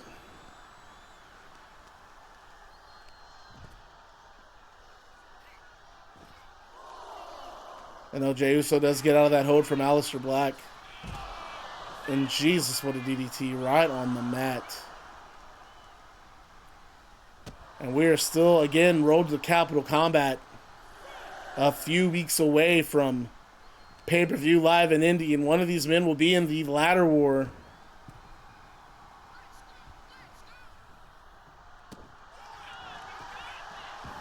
If Jay gets this pinfall from a fucking stomp to the shoulder.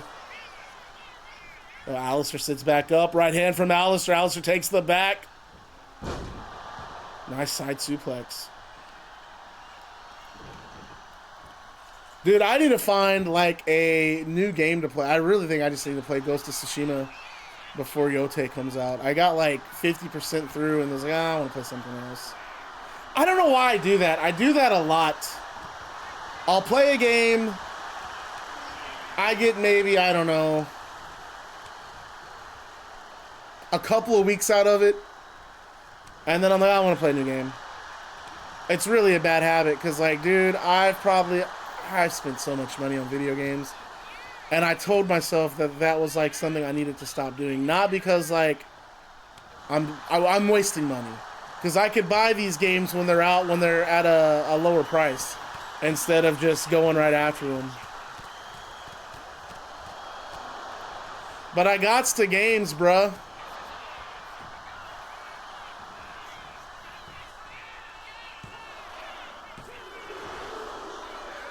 Jey Uso, shoulder up. I mean, I finally finished Elden Ring. So I plan on moving to Baldur's Gate. I didn't actually get much of a chance before, but I just really can't get into turn base. Yeah, here's the thing. Baldur's Gate, you have to really enjoy Dungeons and Dragons. Or you just had to grow up with CRPGs. Like computer role-playing games. That Baldur's Gate shit I ate up immediately. It's like a mix of playing, especially when you play with friends. It's like playing a board game.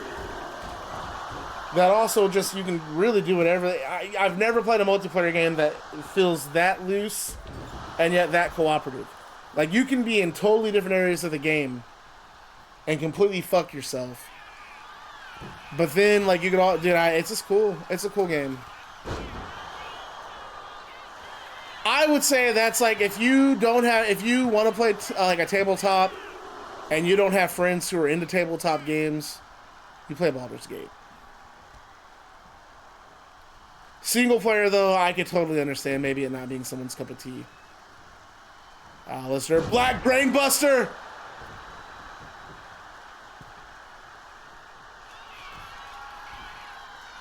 And shit, what the hell is Aleister got playing here? Top rope.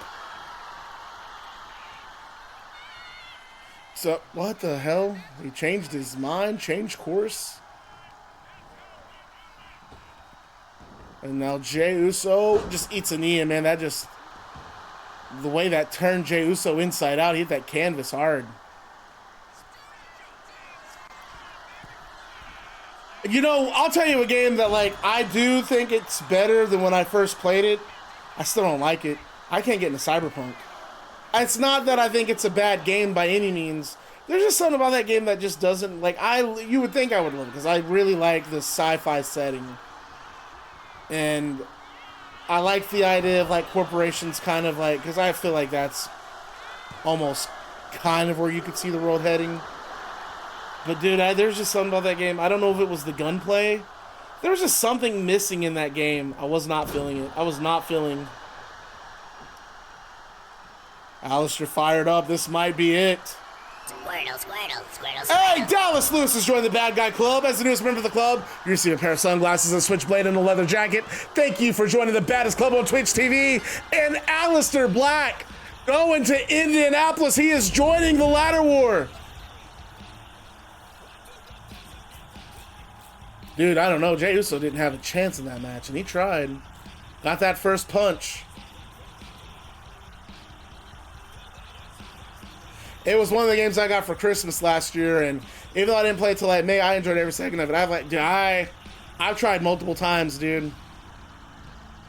And see, that's the thing. I like first person. I guess I just maybe I'll just gotta sit down and try it again.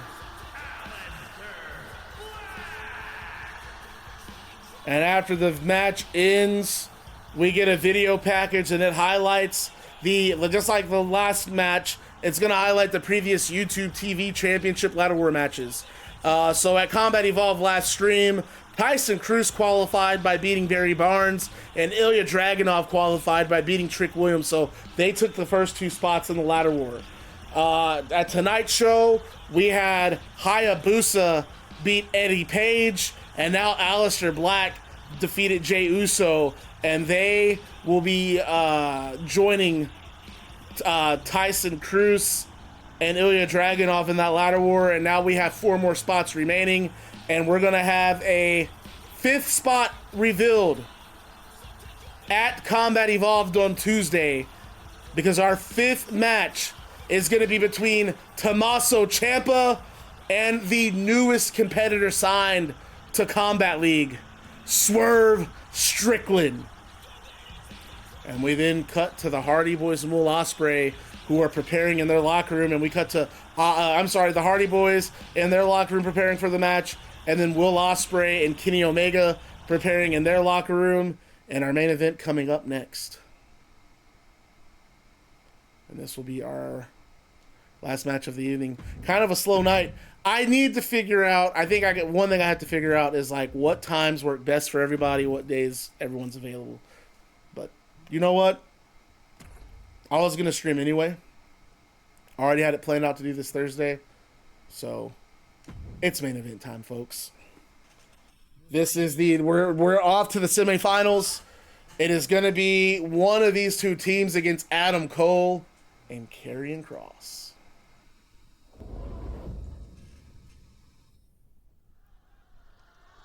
I mean, I've done 2 playthroughs. Yeah, I know that school's kicking your ass. That school, see, I miss kind of having schoolwork. I'm not gonna front.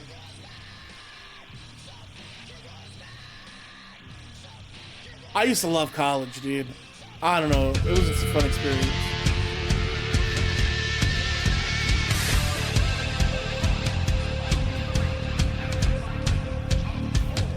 Throw me, you know what? Throw me for the Hardy Boys. Bum, bum, bum, bum, bum, bum.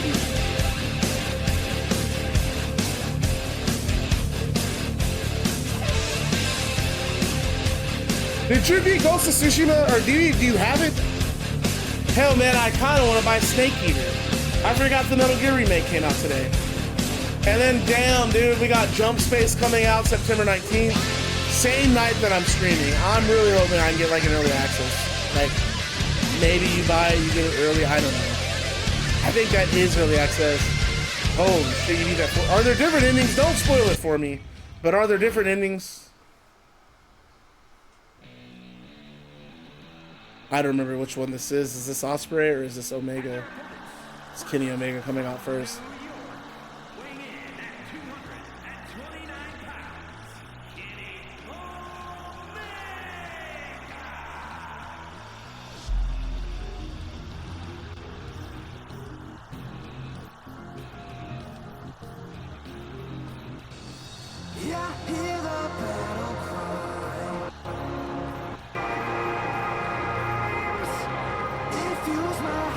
Holy shit.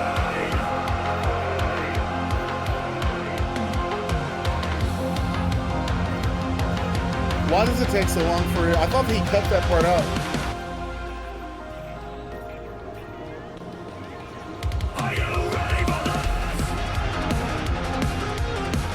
Man, I used to not like this theme song. It really grew on me.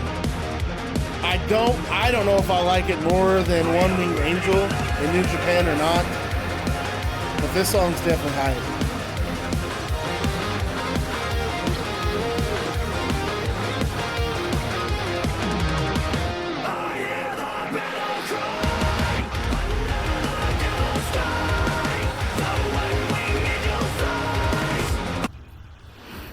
And the Dream Team. So I do agree, right? So I think like Ghost of Tsushima is one of those games. I think the combat is so much fun that I will really just get in random fights in it. Usually you play games like, okay, Red Dead Redemption 2. There were a lot of random encounters that I would just kind of like run through, like ignore. But I feel like anytime I was in a situation where I had a fight in Ghost of Tsushima, I thought, like almost anytime I ran into like enemies, I'd go after them. I thought the swordplay was so much fun. And it wasn't like, I don't really think it was super deep, right? I mean, it was deep enough that if you mistime something, you could get fucked up. But it wasn't like, it wasn't like there were like a deep combo system or anything. Like some of these new beat-em-ups I played where it's like, fuck, I thought I was good, and then I see someone on YouTube and they're fucking good.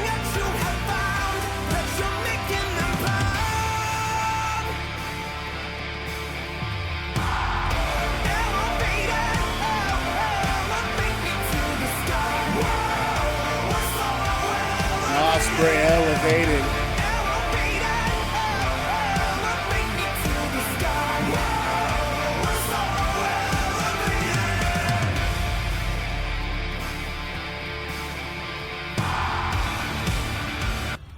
And here we go, main event time. Tag team tournament. I was on Ghost of Tsushima Lethal playthrough, which is like the one-hit death mode, and it's killing me. Lethal new game is honestly harder than Lethal Plus. I don't think I would do that shit, man. I don't know. Like, I beat fucking Sekiro Shadows Die Twice, and I was like, yep, I beat that, and I will never play another game like this again. I'm good. I did beat Demon Souls on PlayStation 5, the remastered. There's something rewarding about those games, because, like, they're hard, but, you know, it's... If you just focus and kind of, like, correct your mistakes from your first, like, 80 times you died, you generally figure it out. And you feel like you really have, like, a genuine sense of accomplishment. Like, man, I did that shit. I'm good. But once, and you beat them, I feel like beating one of those games puts you at, like, a different level of, like, oh my god, that felt so good. Like, there's a different level of satisfaction when you beat, like, a Souls game. But I'll be the first to say, once I beat one, I am not going back to that shit. I'm not playing anymore. I beat it once, and that's all. I'm good. Mega going for the pinfall early, only gets a 1 count. I'm trying to block Jeff Hardy. No, wait a minute. Gonna let Jeff Hardy make the tag. Hardy makes tag to Matt, and Kenny bringing in Ospreay. Ospreay already showing that athleticism. Like an Elder Ring, beating the game didn't even feel that great, but it was just this one boss from Elder Ring that once I beat it, yes, there are those moments too. There were a couple of bosses in Sekiro. So Sekiro, I don't know if you played it, but it's a From Software game. So you go in and you think, oh, this is going to be a samurai version of Dark Souls. And then you learn very quickly that anything you learned playing Dark Souls or Demon Souls, you have to unlearn very quick, because this is not how Sekiro plays. So it's really kind of like a timing rhythm game. It's all about attack patterns and knowing when and when not to counter. And then you fight a boss like near the very end of the game. And he's not even like a story boss, it's a side boss. And this is the only boss in the game that plays like a Dark Souls boss. So it's like all this shit that you've learned in Sekiro. You've learned how this game works. You've learned the mechanics. You've unlearned your behaviors from playing Dark Souls. And then they throw a Dark Souls boss at you. And it's just like, fuck. It's so hard. It's so hard to beat that boss. It took me forever.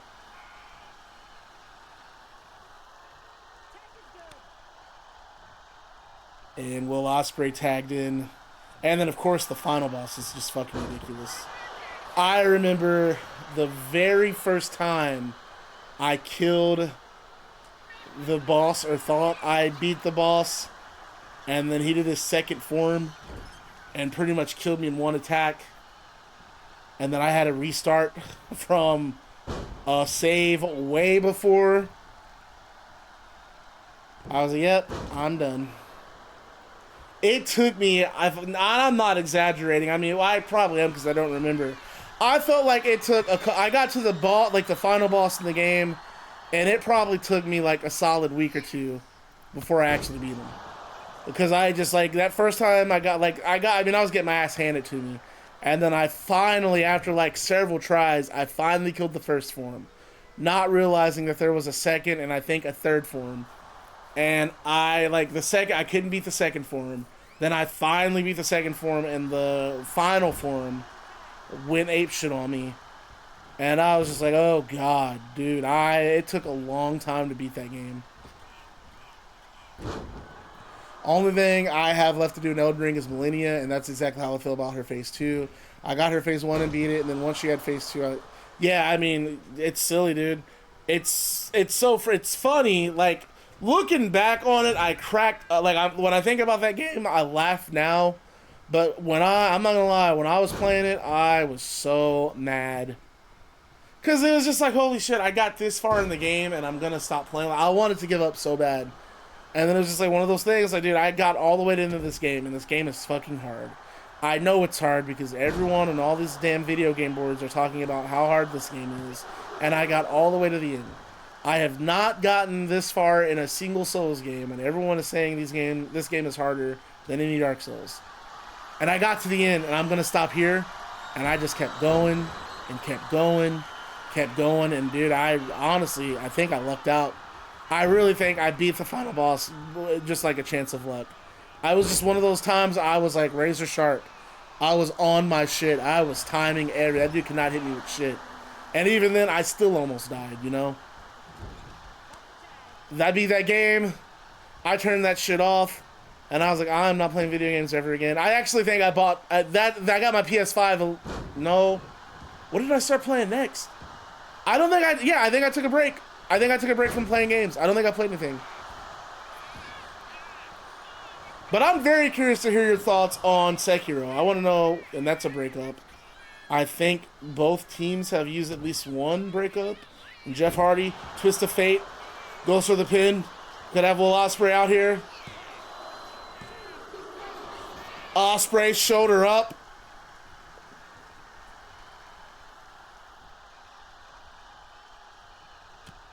Look at those right hands, elbow from Jeff. No, Will Ospreay blocks it. Ospreay Styles clash. I don't want to play a game that hard. I want a little challenge. Like, I want to get killed. I want to get the game over screen a few times. But I certainly don't want to, like, a majority of my early playthrough is getting the game over screen. The game has to be fun. And I feel like part of what makes a game fun is just kind of like, especially action games, just kind of wrecking shit. Now, I do like Stellar Blade. I think Stellar Blade is a good mix of feeling like a Souls game, but it's actually a little bit easier. It's kind of fun. But I'd be good to never play another, like, anytime, when I'm on Steam and I see, like, sales, anytime I see the word, there's two things I always avoid. If it says roguelite, or if it says Soulsborne, I'm good to skip it. Or Metroidvania. I don't want to play any more Metroid, Castlevania type games. I don't want to play any Souls-like games. Roguelikes, I just don't like. Roguelike, when I see roguelike, I think, okay, there's no story. I'm just going through wave after wave, and I'm good on that. Is Sekiro the hardest FromSoft game? So I've only ever played Dark Souls, Demon Souls Remastered, or Demon Souls Remake, whatever they called it, and Sekiro. And I thought of the three, I thought Demon Souls was the easiest, like really easy. Like, yeah, you still die a lot, but Balatro is a little bit different than the roguelites. I'm talking like enter the dungeon, exit the dungeon, just like go in a room, get shot at by things, shoot things, go to the next room. If you die, you restart at the beginning, but you have a couple of stats that might make it easier. If you have, like, I feel like if you have some friends that you're like drinking some beer and just playing, like having a night in, those games can be fun, but they're not the type of games that I want to play if I'm like just by myself. And I hate any time, especially like I would rather play a co-op game. Like, well, if I'm gonna play a co-op game, I want it to be something like Borderlands. I want like a story. I don't know. Because really, how different is Borderlands really from a roguelite when you think about it? I mean, it's kind of the same thing. New enemies in a new area. You're going to have a boss at the end. I don't know. I don't know what I want. I don't know what I want. I never know what I want. But I know I don't want what I have. No, never did. Here's the thing. I heard Blueprints is great, but I'm not a puzzle guy. That's another thing. I am like, video games that I like to play, I like JRPGs. There's just something, I don't know what it is about JRPGs. I think there's just like, that's what I used to play as a kid. Those were really like, one of the very first games that I ever got hooked on was a game on Nintendo 64 called Ogre Battle. And then, of course, Final Fantasy VII on PS1. Those were the games that I played as a kid. And so I've just always had an affinity for Japanese role-playing games. I mean, hell, I'm playing. Well, I beat Metaphor twice. I mean, I went ham on that game. Loved it. I am playing Persona 3 Reloaded right now. But I kind of want, like, more of a... I don't know, I might just get on Arma and play this Vietnam server. That shit's been kind of winning me over, big time. But I did hear, I was on the subreddit, and I heard there's a new PvE server on Armory Forger where the AI's kind of on point, so I might see that. The guy that I was talking to said that their server AI will man like AA guns, will hop in vehicles, will ambush you, and I've yet to play an Armor Reforger server that does all that. I feel like the PvE is kind of trash. So if his shit is really like that, he said they got a bunch of mods to make it work, I kind of will fuck with it. That sounds kind of fun to me. Those games are kind of cool because, like, man, it's just you and, like, you know, 12 or 13 other guys. And some of them are, like, seriously playing, and other guys are just kind of, like, vibing. And everyone's doing their, like, everyone's kind of, like, playing the game how they want. And you kind of group up with a guy for a little bit, like, hey, man, let's go take this space. Or, dude, we're it's kind of cool. The very first time I played, I remember we got ambushed on this road. But see, here's the thing. These aren't like PvP games. You're really playing a big, like, 14, 20-player co-op with AI. Like, AI is the enemies. And you basically, like, hey, we need to clear out this base. We need to cap it. Some servers will actually have a game master, and they'll do, like, a kind of like a Dungeons and Dragons. They'll do, like, a campaign on the fly. They'll, like, have you got to go, this guy's held hostage. You got to get into the city. You got to figure out where this guy's at. And then you got to get out. And, like, the game masters on Arma 3 are awesome. Because I remember one where we found these hostages. And the game master whispered me. And he says, the hostage told you there are another 3 hostages in another building a few blocks away. And so I had to, like, relay that information to our commander. And I was like, hey, like, you know, hey, commander, I'm with this hostage. She just told me that they got another set of hostages. However, we got it. It's to our north, and so we literally had to regroup and move north. It's just like that shit's kind of fun. Walking around from Kenny Omega.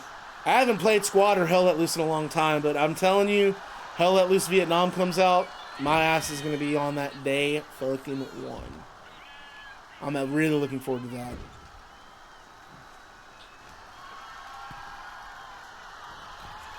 Jeff Hardy, top rope.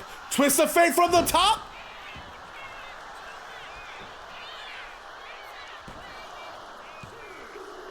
And Omega's still alive. This tag match is fire.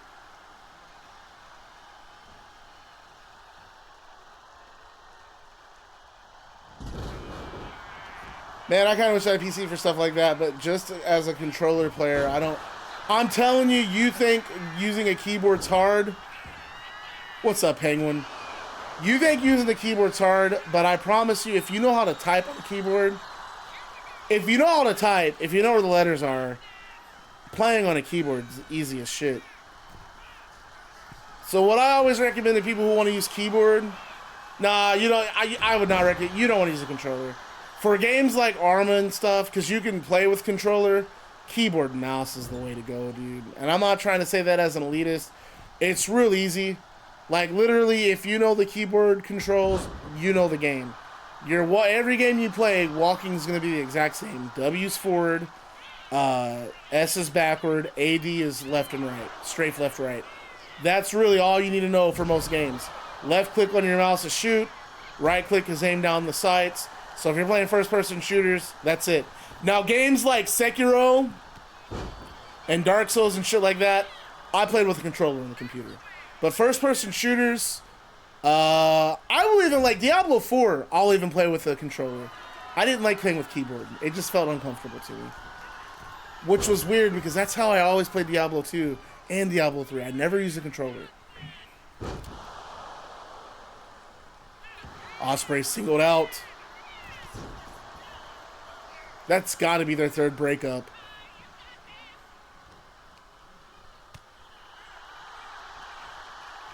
Ospreay. Running Liger Bomb.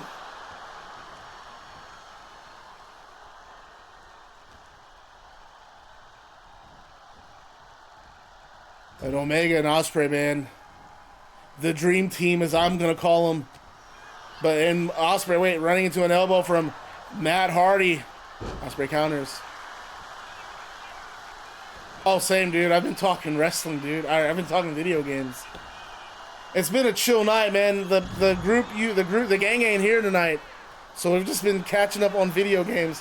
Oh shit, a small package pin. Does Ospreay take it here? I would love to see a match in with a small package. Ospreay almost had it there. That small package. And Matt Hardy, though.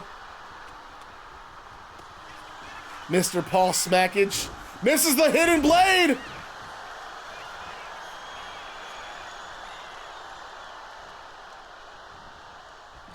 Didn't he used to call that shit the backwoods? If this is the twist of fate, Swanton combo the Hardys have won, dude. There's just no way Ospreay's gonna kick out of that.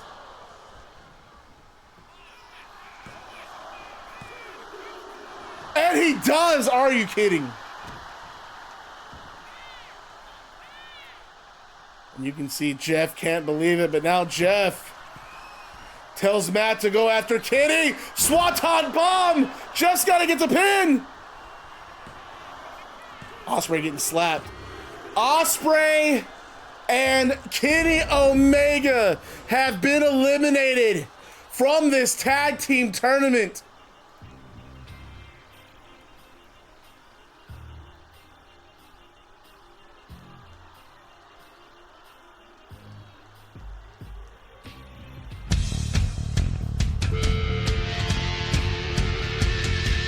He got slapped every time, dude, by the ref.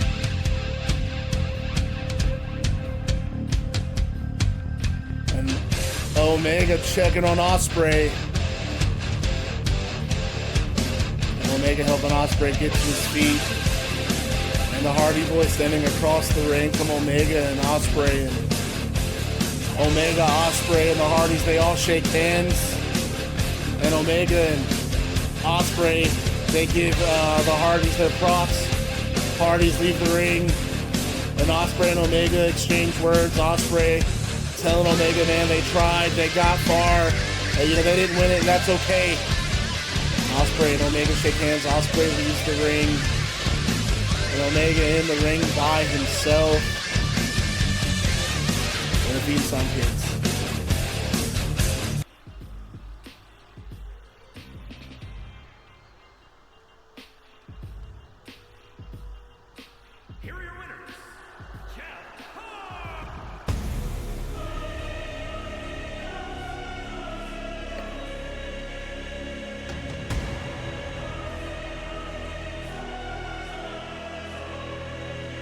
And Roman Reigns comes out on stage.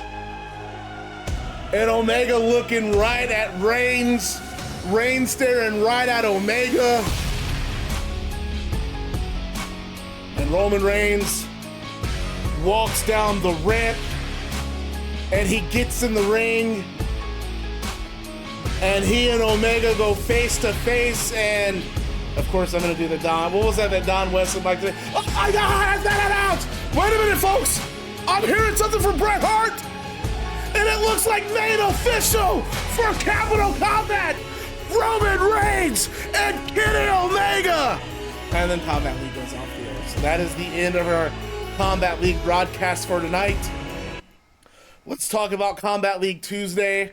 I think I'm going to stream one time next week because I have to work until 9 on Thursday. So I'm going to stream one day, and it's Tuesday. And the card for that Combat League, we're going to have our semifinal round in the Combat League World Tag Team Championship match, or in the World Tag Team Championship tournament. It's going to be Javon Evans and Carmelo Hayes against Hook and Ice and Darkon. We have Tegan Knox against Christie Ortiz. We have the Twitch TV Ladder War qualifier, Alexa Bliss versus Zelina Vega. We have the YouTube TV Ladder War qualifier, Tommaso Ciampa versus Swerve Strickland. We have Gail Kim versus Rhea Ripley. And our main event is going to be Rey Fenix defending the Combat League World Championship against Dominik Mysterio. And now, well, remember, they've had that issue, right? Roman eliminated Kenny at Riot Royale. Kenny only entered the tournament so that he could eliminate Roman Reigns. You know what? They're one apiece. Roman got the pin at Riot Royale. Kenny got the pin in the tournament. Now we're actually going to have the one-on-one match. This is technically the rubber match, but the first official match between Roman and Kenny taking place at Capital Combat. So let's go ahead and talk about the Capital Combat card. We have announced so far the Twitch TV Ladder War. And we now know, so out of the 8 women, we know it's Tatum Paxley, Jade Cargill, Stephanie Vaquer, and Jordynne Grace. Then we have the YouTube TV Ladder War. And we know that it's Tyson Kross, Ilya Dragunov, Hayabusa, and Aleister Black. Then just added tonight, John Cena versus Maxwell Jacob Friedman. We also have joining them Roman Reigns versus Kenny Omega. Then we have our Combat League Women's World Championship match, Toni Storm defending against Sol Ruca, and our Combat League Men's World Championship match, the winner of Dominik Mysterio and Fenix defending against Seth Rollins. Folks, that is the end of Combat Evolved 7. I'll see you guys Tuesday night for Combat Evolved 8. Should be a fun show. And then September 19th, baby. It's going to be all about Capital Combat. I'm Bad Guy Maddox, which is #1 bad guy. You guys are the Bad Guy Club, the baddest club on Twitch TV.